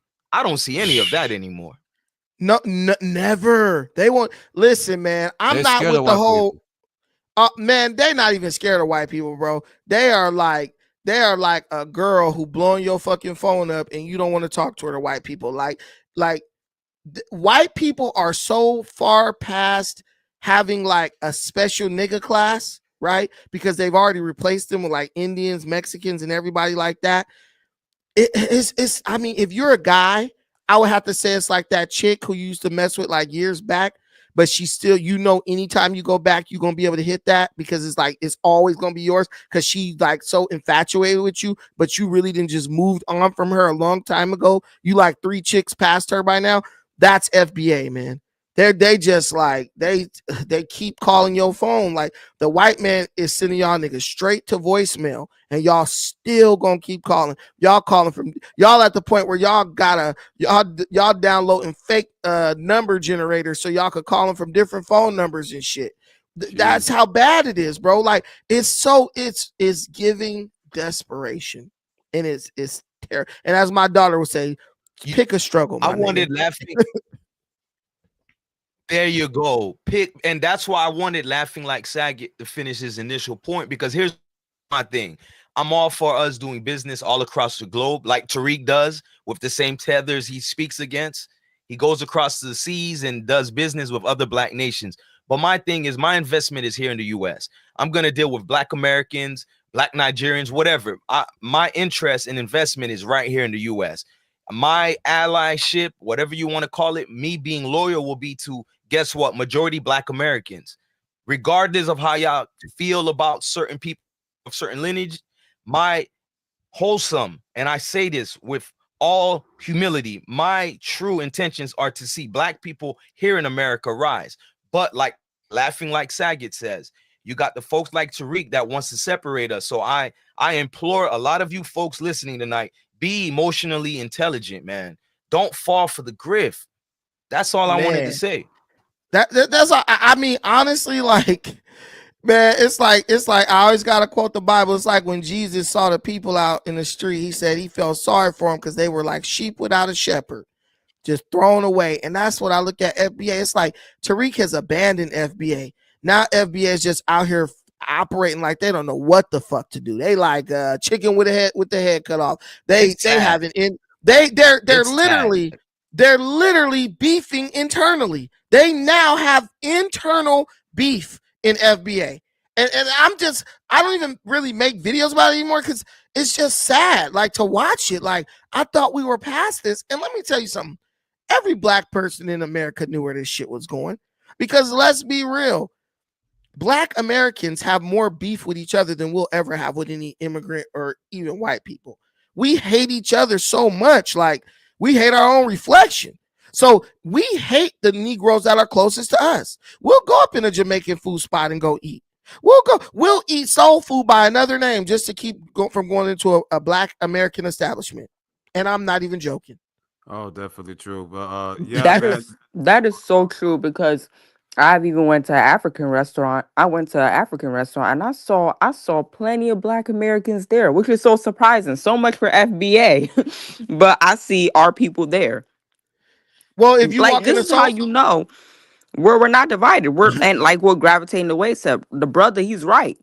We're more united in America in reality than what this internet bullshit they be saying. Like, we're more united. I have no issue, man. I'm telling you, I have no issue with African immigrants or any kind of immigrant. Like, I'm telling you, no, these folks, I like that they said this. These folks said this is an echo chamber to bash FBA. I have the invite link up. All FBA people are welcome. We will not interrupt you. We're not gonna talk negatively to you. I would really like to get some perspective on it, like, because I'm trying to figure out where y'all gonna go from here. Like, what's up, Leandre Willer's in here. Leandre about to hop up here in a minute. Leandre, if you hop up, I'll take You somebody might have down. to go full Charleston White on these FBA clowns. You might have to go full Charleston White, because I tried the civility route. It doesn't work. I'm sorry, but no, it does not work. You gotta cancel these motherfuckers ASAP at this point, because we're uniting and we don't need any more division. Y'all making massa happy. I don't care if we're divided in Africa, in the Caribbeans, in America. We gotta cut all that shit out, and that's what I do. I don't care if you're African, Caribbean, American. I cut that shit out the door. We ain't got time for that. The kids ain't got time for y'all bullshit. This stuff is like church, man. Go ahead, Rob. No, okay. Yeah, I just want to reiterate and make sure people understand that this is really just an internet thing. I mean, if you look at the demographic of FBA, it's usually just Black women that probably like find Tariq attractive, or they're probably like single Black, like middle-aged women who not to offend anyone, but in general, like, have a loud mouth but doesn't actually have any teeth. Like, they don't That's so true. actually make Sorry to interrupt you. moves out in like the activism sphere. They're just kind of like hoping that Tariq does, and then he inevitably never will. And all the male followers that he have just ultimately just want to be in his position, so they kind of like play up under him for a little while, and then they just like divide and try to like start their own little sects. That's really all it is. They're never gonna make a real movement in real life. It's just like this little internet phenomena. It's not really anything that's real. Yeah, Yeah, it's a cult. It's definitely a manifestation. It only manifests on the internet. And my thing is like, man, guys, you're not really a part of anything. There's nothing holding this together. Like, you should see some of the, when they start getting into it on like Twitter Space, it'd be so bad. Like, I just be like, man, we got to just stop. I think the ones who got sense, we're gonna carve out a space for ourselves going forward, no matter where we are. Go ahead, laughing like Saga. You were gonna make a point, and I interrupted you. No, yeah, I've been getting interrupted all night. It's all good. Sorry, my brother. Sorry, my brother. It's cool though, man. All y'all pretty much like just ripped, like, you know, to my mind and just blurred out everything I was gonna say. But I still got a few things to add. I mean, yeah, this thing. I mean, I'm looking at the first lady of FBA, and it's a fucking tranny. Like, the first lady of FBA is a transgender. Who is it? Don't tell me it's YSL Giselle or whatever. Yes. No, really? Yeah. Well, she's claiming to be the first lady of FBA, and like she's calling. Tariq co-signed it too. Tariq co-signed that transvestite. He be all up on his shows and shit. Man, sticker forking it already, and that's why, like, you know, like somebody else said, it's like, yeah, just go ahead and Charleston White these people. Just go ahead and roast them. Just go ahead and stick a fork in them. They are done, because nobody cares. And I actually follow Tariq Nasheed on Twitter, and his Twitter engagements have been decreasing significantly. Like literally nobody cares. We have so many other issues going on. And you also made an analogy about that FBA cult, not Black Americans as a whole, but the Black American, but the FBA cult, pretty much being like a dog, you know, bringing the dead animals that you don't care about. The dead animals that they are bringing or trying to show their white master is basically entertainment based, which like they don't really own. You know, to be honest with you, most of the labels are owned by the you know who's, the small hats, and then on top of that, they're trying to claim like certain cultures.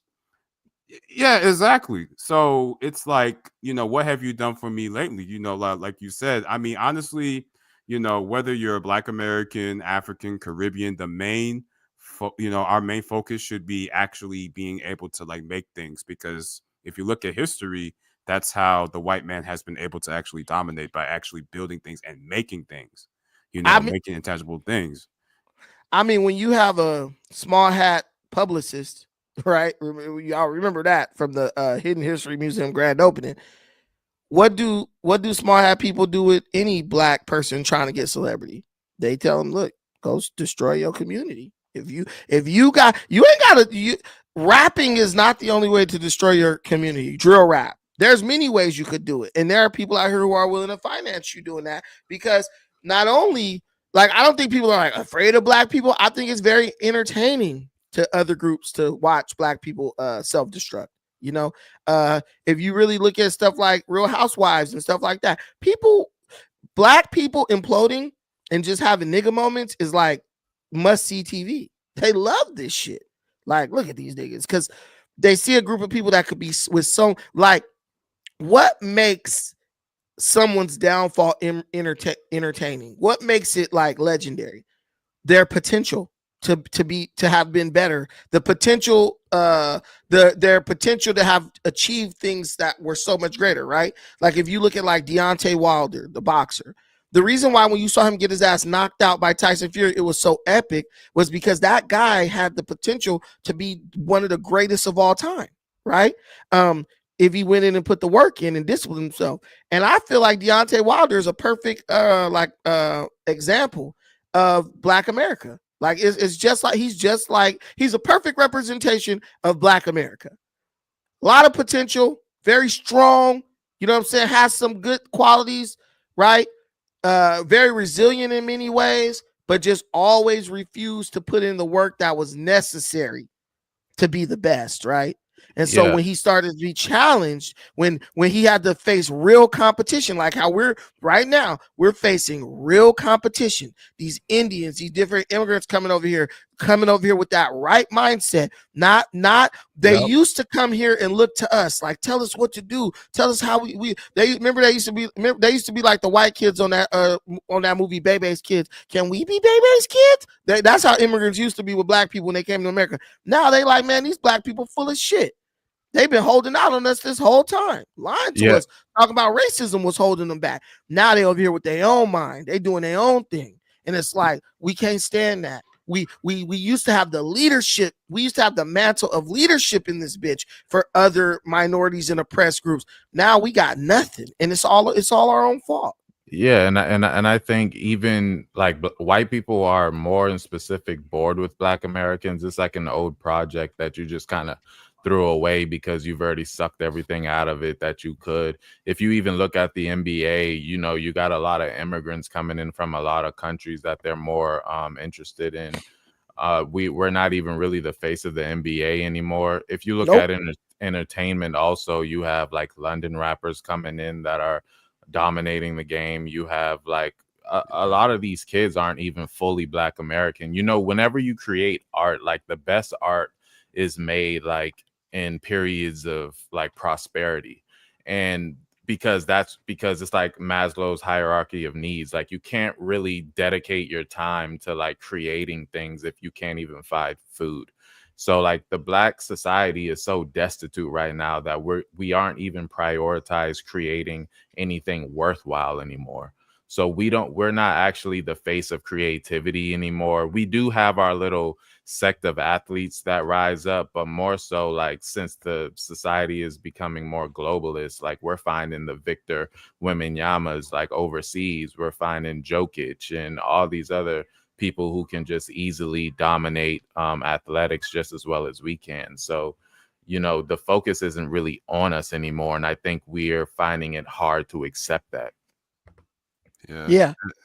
They just blocked my stream on Instagram. Somebody FBA reporting me.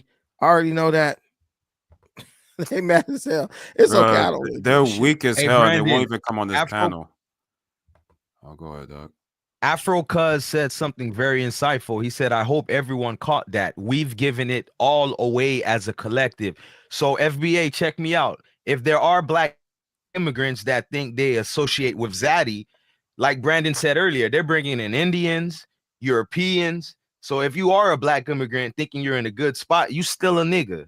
I hate to remind you, you still a nigga. And that was beautiful laughing at Saget. Yeah, we're giving it away as a collective. Don't matter if you're Black American, Nigerian, whatever, you're giving it away everywhere. We're the laughing stock, guys. That's what's going on. We're the laughing stock. Yeah, and honestly, the sooner FBA realizes that, the better. Because I mean, to be honest with you, like there's a particular talking point amongst FBA that they said, and that talking point goes along the lines of Black immigrants, particularly Africans, are being used as like a face for white supremacy or something like that. And it's like, as an second gen African, you who was born and raised in the South. I love the South, by the way.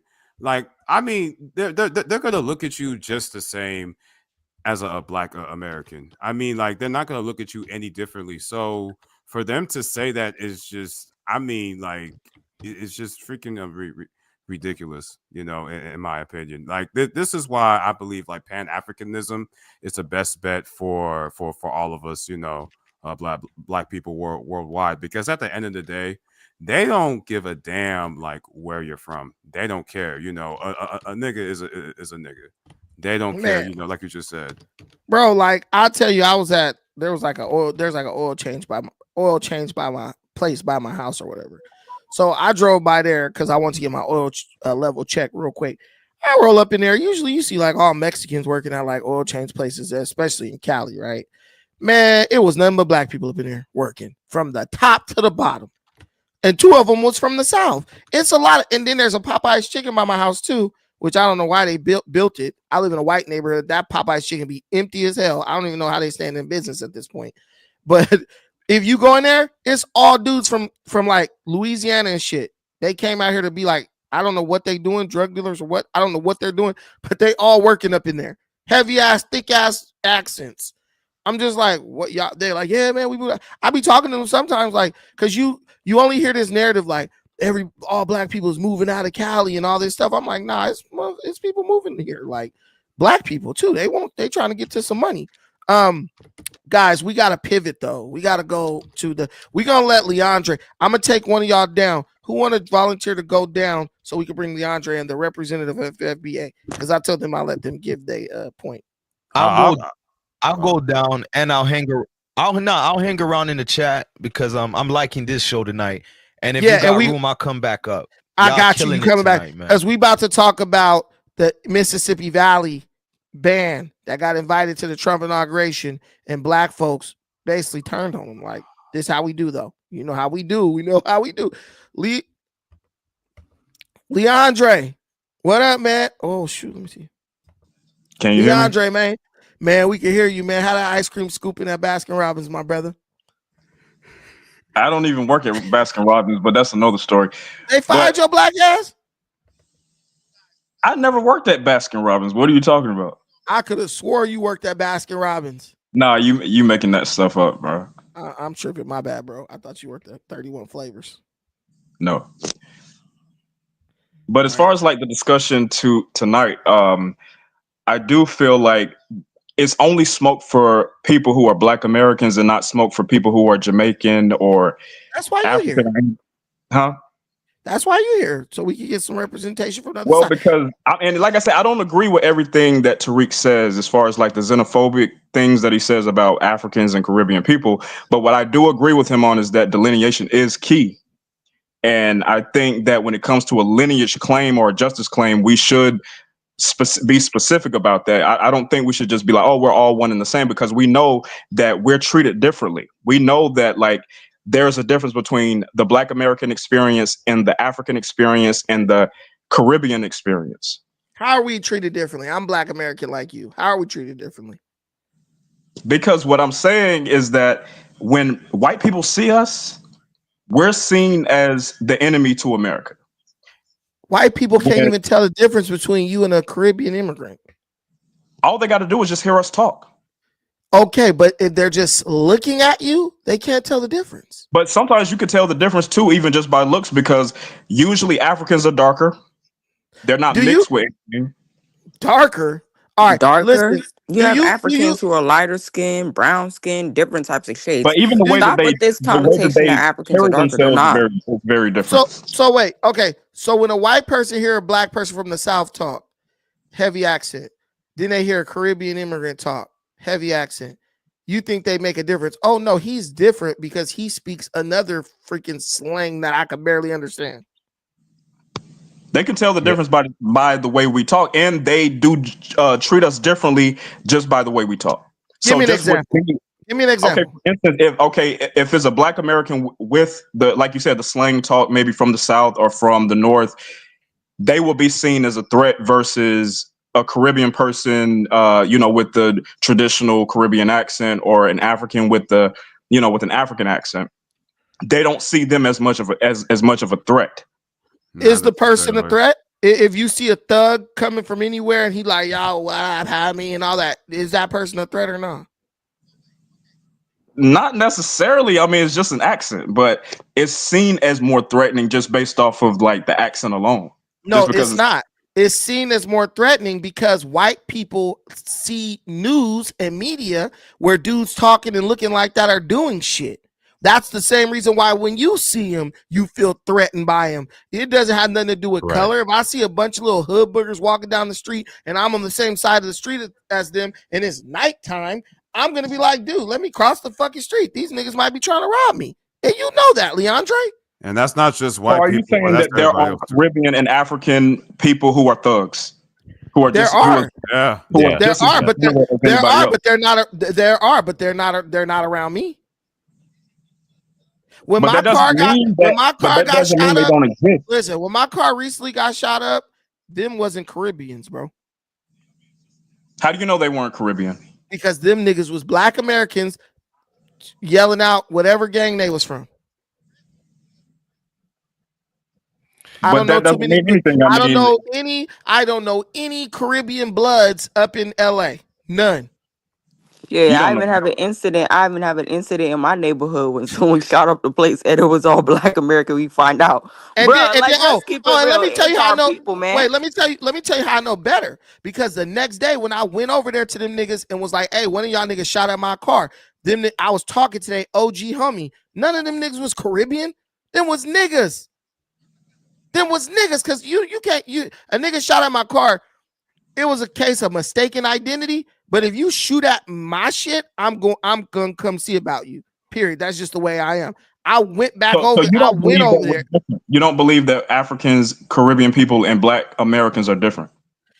You don't even believe that, Leandre. Well, you have to say that to be in the club that you're in. What is different? Like, other than an accent, the only difference you could say is an accent. But Black people have different accents from one side of America to the other one. Yeah, Leandre, I think that it's more than that. It's more to it than that. I think you're being disingenuous. And how are we different? How are we different?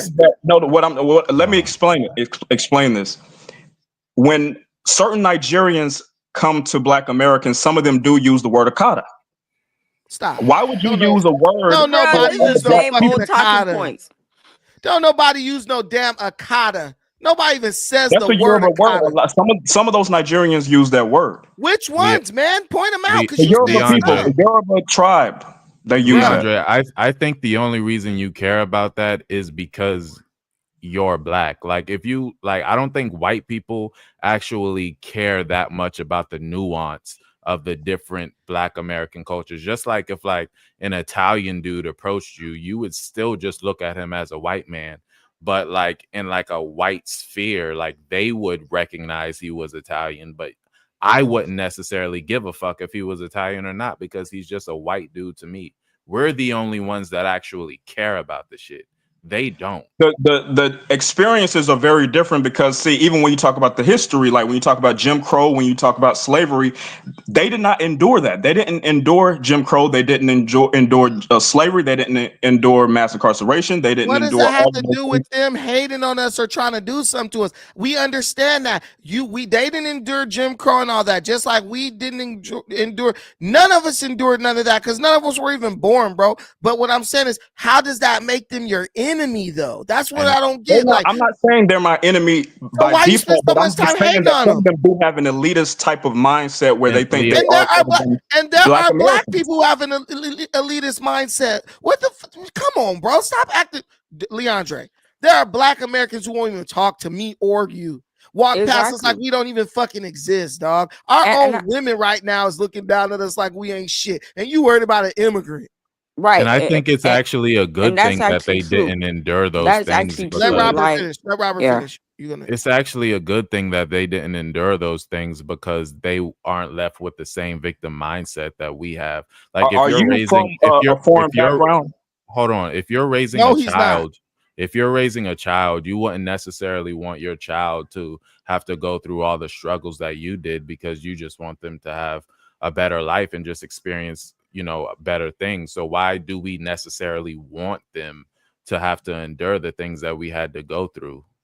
Don't you want to No, I be a didn't say little they bit had to better? go through anything we had to go through, but I'm just saying that the experiences are different because we know what it's like to be oppressed here versus them. When they come here, they start talking just like white people. So that's why I feel like when I'm talking to an African, and But talking to a Africans Caribbean person, I'm fall talking to under a white this. person. I'm not talking to another black person who understands where I'm coming from as a black person in America, living in, you know, certain things that is designed to kind of oppress What all, you you know, mean? oppress certain black Americans. You don't mean that they're talking like white people. What you actually mean is No, they're I mean talking that like they have the same a group of mindset as people. white No, people when they talk about us and talk to us. right. But you're associating a color with like a certain mindset. But what you actually mean is they're talking like people who weren't oppressed. They're talking like people Exactly. who Yeah, that's weren't exactly how slaves. they talk. And That's exactly how they why talk. would you want someone to talk like someone who was oppressed, who were slaves? Don't you think that's I'm just saying actually a good that's trait the difference to is have? what that's the difference I'm talking about. We are not the same because when we Leandre. start talking about our the systemic oppression that we face, people tend to gaslight us and shut us And down. they've And then had when they talk about what they their go through, then oppression they as tend well. to. They've had their oppression as well. What they'll say is like, look, you're But then oppressed. they expect us to understand it. They No, expect what us they to expect you understand to what they've gone through, but they don't understand what we've been through. That's the reason why there's a difference. no, that's not true, Leandre. What they expect you to do is stop using that shit as an excuse. It's not an excuse. A lot of black Americans work their asses off. Leandre, you Our ain't people work never here been. for free. Wait a minute, What are you Leandre. talking about? Wait a minute, Leandre. We are the victims. You ain't never been nobody's slave, Leandre. Stop. And I'm not talking about me individually. So you're trying to individualize this problem. This is not an individual problem. This is a systemic problem.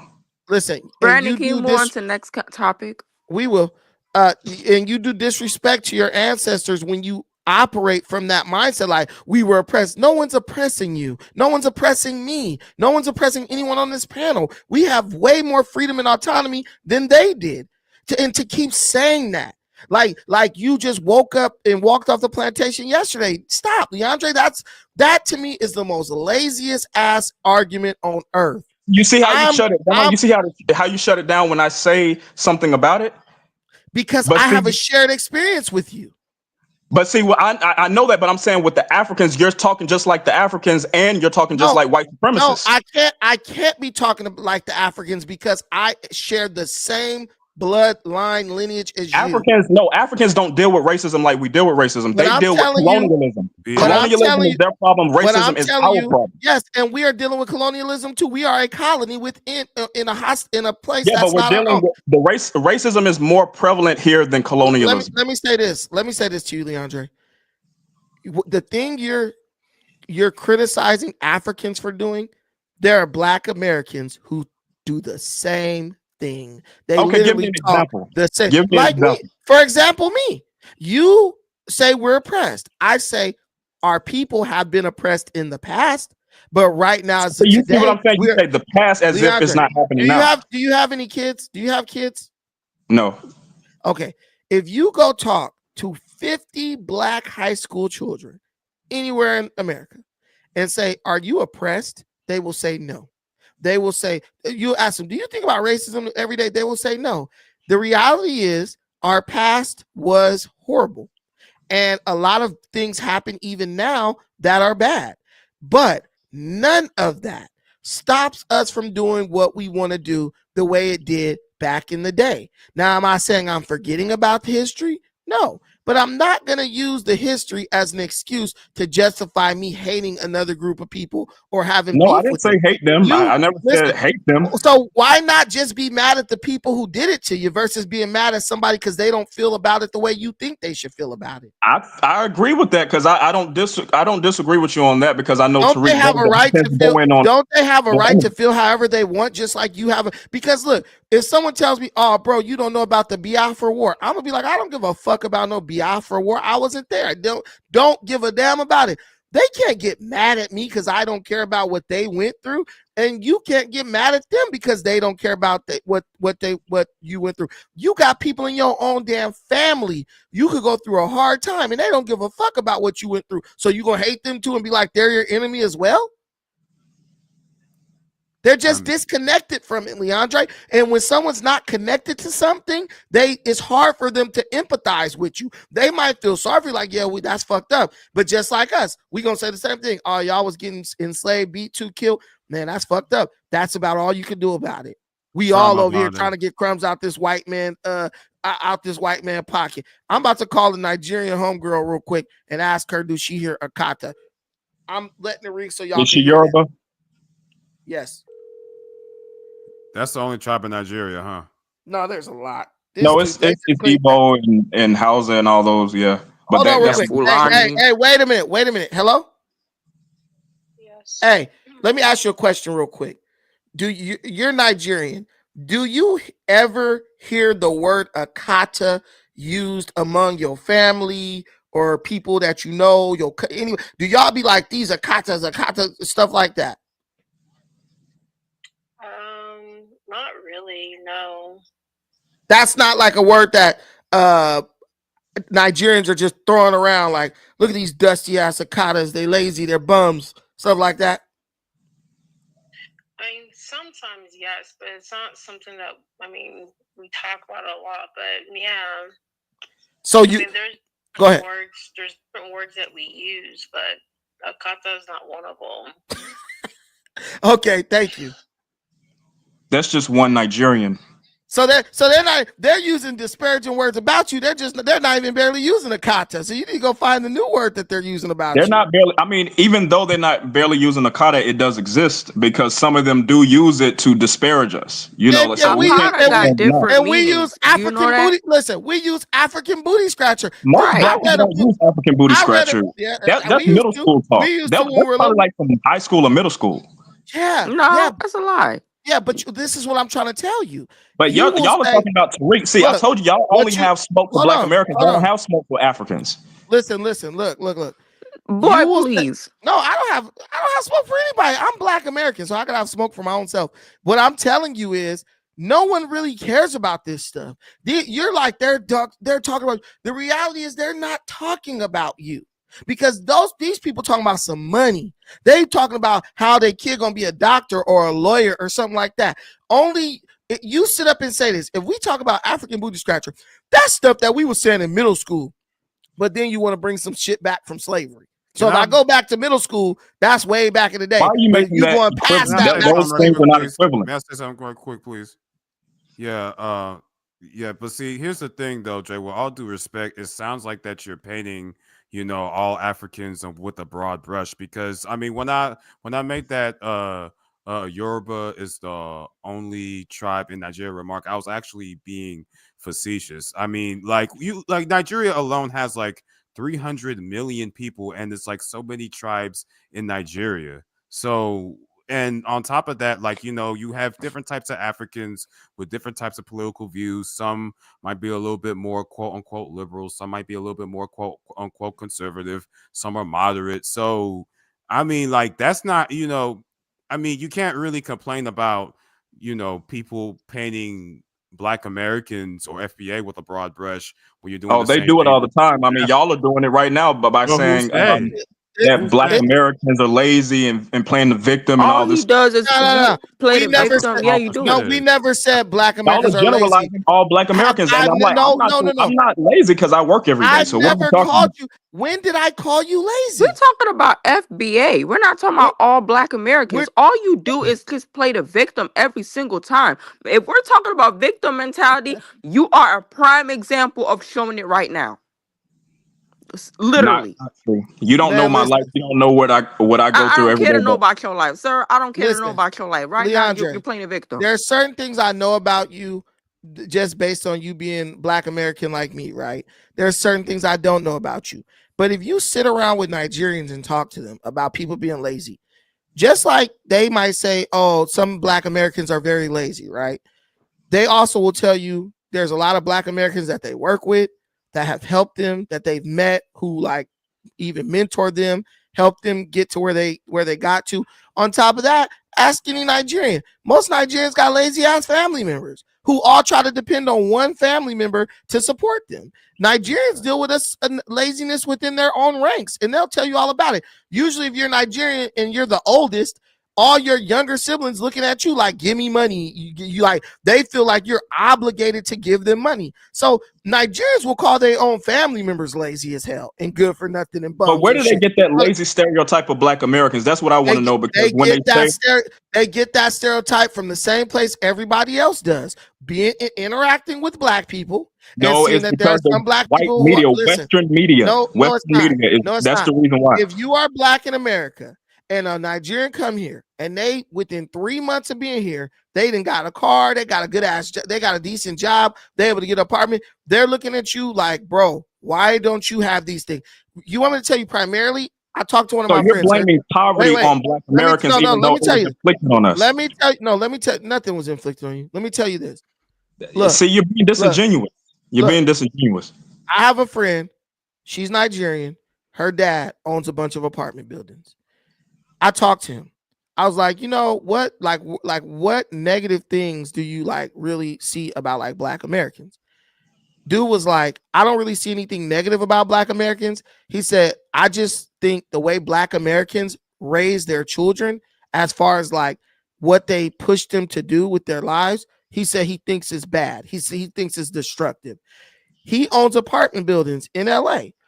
He goes to his apartment buildings to collect rent. He sees a lot of single mothers. He sees a lot of young boys, 13, 14, 15. They're hanging all out in front of his apartments. Some of them don't even know he's the owner. He's walking in. He's like, man, I walk up to the gate to walk in my own building. I gotta freaking tell these guys, excuse me, like, could you move over so I can get in my own building? He's like, this person doesn't even know that his mom is late on the rent 3-4 months. And when I'm walking up, he's giving me a dirty look, like I owe him something, like I did something to him. People are the sum of their experience, Leandre. You can't tell people, no matter what you experience, you better feel this way about this group of people. If you said that, you would be basically a hypocrite, because even Black people have issues with other Black people based on their experience with Black people. Stop trying to discredit other people's experience just so you can feel better. It's anecdotal. It's not an absolute experience. The issues you're worried about don't even concern you, Leandre. You're worried about somebody calling somebody lazy, but you're not lazy, so they're not talking to you. So stop. Why? If somebody be like, man, somebody smell like shit, I don't even look, because I know I don't smell like shit. That got nothing to do with It me. doesn't apply to you. It's like So this old are you saying. saying the FBA, It's the like, group wait, itself, is a bad look, or are you saying Black Americans in general? FBA is Because a bad look because they FBA is a spread bad look. hatred across the internet. That's why the FBA group is a bad look, because they make black people look like we're just hateful people who hate everybody who ain't us. And it really do looks you think that stupid Tariq when is you're hating. retaliating from Listen, what I'm they say telling you about us is, too on what the I'm internet? telling you is, it looks stupid when other groups are coming together right now in front of our face and we're sitting up trying to divide ourselves. All those Mexicans and Hispanics you talk about, they delineated. Whether they delineated or not, they're all coming together now. They don't say, oh, I want to represent the Hondurans or the El Salvadorians. They say, I want to represent the Latinos, Latinx. They're coming together because they understand, politically speaking, coming together is the only way you're going to get what you want. Why? Let me ask you a question. Why are you guys steady preaching division in an environment that is telling you every day you're going to have to stick together? Basically, you guys are in the NBA preaching to people to go back to hero ball when everybody is moving the ball around, scoring freaking 150 points a game. But wait a minute. Let me clarify something right quick. I'm asking you a question. Why are you promoting a strategy that has already failed? Why do you act like FBA are the only people delineating? Africans and Caribbean people delineate all the time. Today, right? Because at this point today, right now, we are the only people delineating. Every other group is coming together. I live in California, Leandre. We are way more diverse than wherever you live, South Carolina, or wherever you at. We have way more diversity. I'm looking at the groups, Leandre. They are literally coming together. Filipinos, Cambodians, Japanese, Chinese, they're all coming together. Mexicans, Hondurans, El Salvadorians, Cubans, Guatemalans, Nicaraguans, they're all coming together politically. And so when I hear you on the internet talking about we need to delineate, I'm like, is this guy like dumb, or is he just not paying attention? Everybody practices identity politics because, see, when Nigerians hold up the Nigerian Africans flag, and Caribbeans are not delineating from Black Americans. They're not. I see them and then every when single Haitians day hold up the hanging Haitian around flag, with and Black Americans. when Jamaicans hold up the Jamaican flag, isn't that delineation? That's that not is just delineation. pride in That's their cultural culture. pride. They are proud to be who they are. They don't include us in that.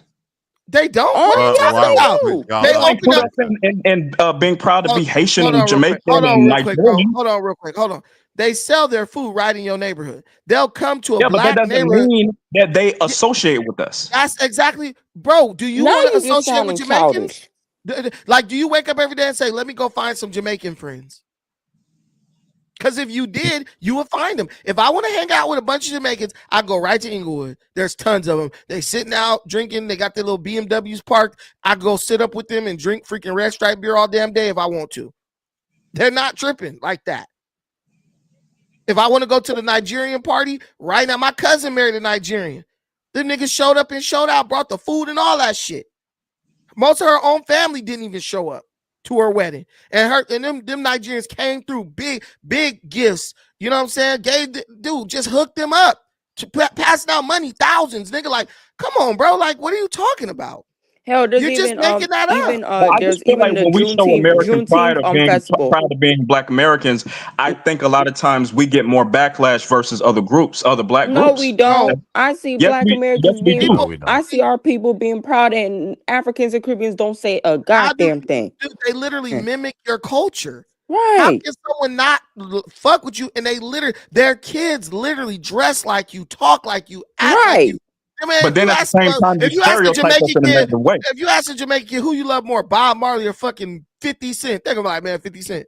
Like, that's not even But gonna be close. they still think that 50 Cent is There you go. Now you're gonna tell them what they think. I mean, with a rap song or whatever. Where are you getting all your information from, honestly? Just saying. Like, it's ridiculous. I even know plenty of Africans who getting it even from joined the Tariq. Juneteenth festival. Like, Man, I look, even I'm saw not about that. to. I'm not about to argue about stuff. I'm not Juneteenth gonna. It's a Black American holiday, by the way. It's not for Nigerians. It's not for Caribbeans. Yeah, we it's not know, for but I see Africans celebrating it too. Juneteenth is for anybody who's American, bro. That's why it was No, made it's a for Black federal Americans holiday. specifically. No, That's a it's made a specific holiday listen, for Black do Americans. Do white people get the day off work if they work for the government? But that's what does this have to do with Juneteenth? Because you're saying misinformation. Juneteenth is not just for Black Americans. No, it's for all Black Americans. Americans. It's a Black American holiday. It is a black. The real colors of the flag holiday. is red, Hold on, white, wait and a blue. minute, It's wait a minute, not. wait a It's not Wait a minute. red, black, and green. Wait a minute, bro. Wait a minute. Juneteenth is a holiday that is a federal holiday that has been made a federal holiday for every American citizen to recognize. No, they co-opted. They co-opted the Juneteenth holiday. If you really Now want to they know, co-opted. if you really want to know the truth, Leandre, which you don't even know, my grandma's been celebrating Juneteenth since I was little. That is really a Texas state holiday. That ain't even really a national holiday. That's some shit that happened in Texas. My grandma church used to print up T-shirts for Juneteenth, and I didn't even know what Juneteenth was until she explained to me. Most black people didn't even know what Juneteenth was because that is something that happened in Texas specifically. So those people know about that. Okay, so when Haitians have their Independence Day, are we included in that? When Jamaicans have their Independence Day, are we included in that? If you want to go down there and celebrate, you're more than welcome. They're not going to stop you. They're going to be offering you food and everything else. Yep. Stop, bro. Hey, But Dre, okay, do you have any about who they are, evidence right? that black immigrants are going against black pride here in America? Because I've never seen it. I've never seen it too. Never seen it. I've never like if I hold up a Haitian flag, right, during a Haitian Flag Day celebration, I don't know about y'all, but in Florida, all the black Americans celebrate with us. When we were younger, there was division because of ignorance, lack of understanding. But most folks, like, I go and hang with the Latinos, this culture, that culture, because it's about expanding your mind. So in saying that, Dre, be honest, no matter what Brandon or anyone else tells you, you subscribe to the Nasheedian doctrine, right? No, I don't. What I do agree with him on is delineation based on a justice claim, but I don't agree with his rhetoric as far as like just bad mouthing all immigrants just for the sake of what some do. Hey, let me do this real quick. Shout out to my boy Jay for the $10 holler in the Cash App. I appreciate you, my brother. Thank you so much. Shout out to my boy DP. Pause. Thank you for the $5 holler in the Cash App. I'm not doxing nobody, so I'm just gonna give y'all initials. And I already got that one. Shout out to my boy J-O-02. That brother sounds like a Nigerian. Thank you, my brother, for the $5 holler in the Cash App. I appreciate y'all contributing to the stream. Thank you. The blessings are much appreciated. If you would like to contribute to this stream, the link is at the top. We got the Cash App. We got the PayPal. If you hit the PayPal, please let me know because I don't check that one in real time. This one I can see in real time, so I can shout out everybody who contributes. Thank you so much. We're going to let Leandre finish his point. We got to get over to this Mississippi Valley thing, and we're going to be on the lightning round with that one. So we're going to keep the comments very short and concise because I got that like, you know, we got to go. You know, when you get that look like we gotta go. I got that look already, so it's time to do that. But go ahead and finish your thought, Leandre. You got 1 minute to finish your thought, and then we're going over to the hypocrisy of the Mississippi Valley state situation. Go ahead. Okay, so there's one more point I would like to make as far as like I guess you can say like with Nigerians, right? Now with some of them, they have been told or taught not to be around Black Americans. Some of them have been told that like, well, you should stay away from those Akatas because they're thugs and they smoke weed and all that. That there are some aren't there some Black Americans who tell their kids to stay away from other Black Americans because they're doing that shit as well? Few and far between. So basically, they have to sacrifice their children to the degenerate element of our culture. They tend to generalize. I'm asking you a question, bro. I'm asking you a question. So basically, they have to sacrifice their children to the degenerate element within our community so that you can feel like they accept you. That's like a woman saying, that's like a woman with HIV saying you got to have sex with her unprotected or else you're a misogynist. That's the stupidest fucking like reason. I didn't say that they have to be around degenerate people, but I'm saying the generalization of them. No, I didn't say that. So you're putting words in my mouth. No, what I'm saying, they have been taught not to associate with us as a whole, not just as degenerate. You know that's a lie. You know that's a lie. Because if it's a Black American doing something positive, got a good job, got a business or something, they will be proud to have their kid come work for you, work up in your business. So you're being disingenuous. Okay. This is what I'm saying. So let me tell you this. So when the kids go to New York and they go to school and their teacher is a Black American, the immigrant go pull their kid out the class. I don't want you learning from them goddamn Akatas. That's what they do.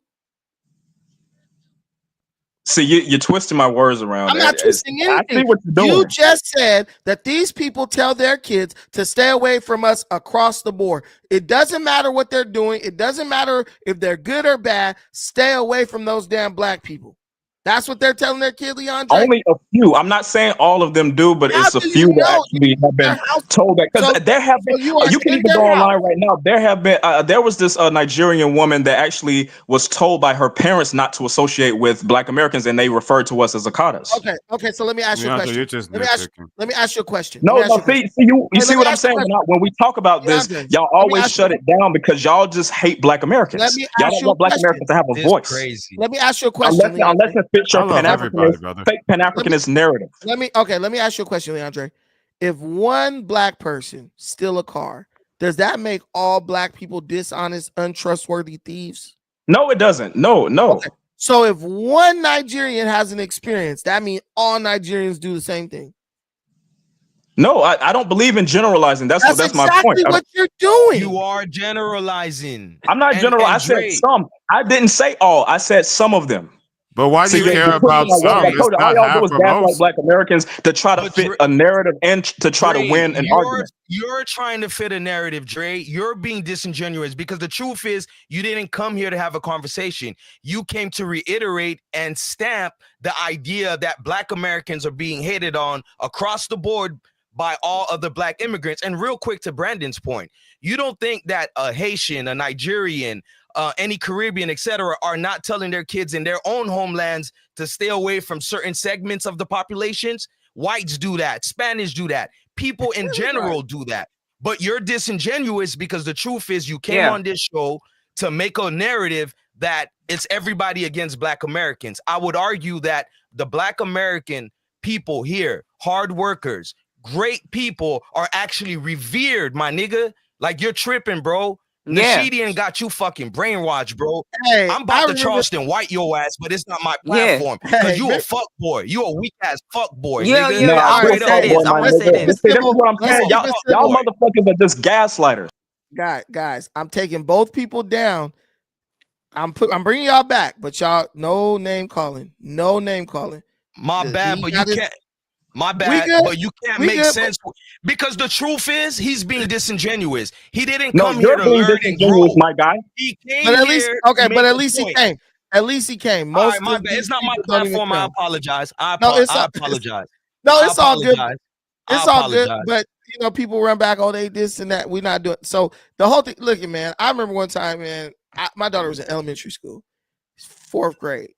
Man, this Mexican dude, my daughter talking about, oh, my friend want to come over to the house and can we go do this and da-da-da.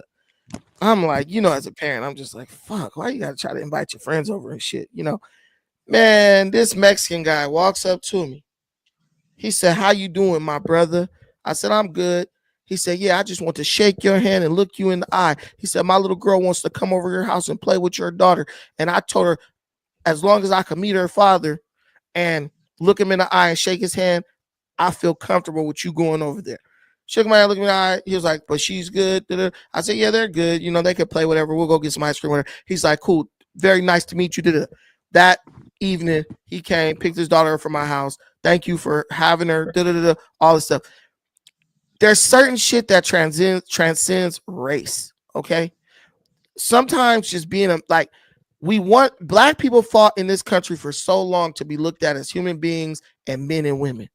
But when other groups look at us like men and women and expect us to have the same level of accountability and hold the same level of responsibility as men and women, it's like we do everything in our power to like move out of the way of that responsibility.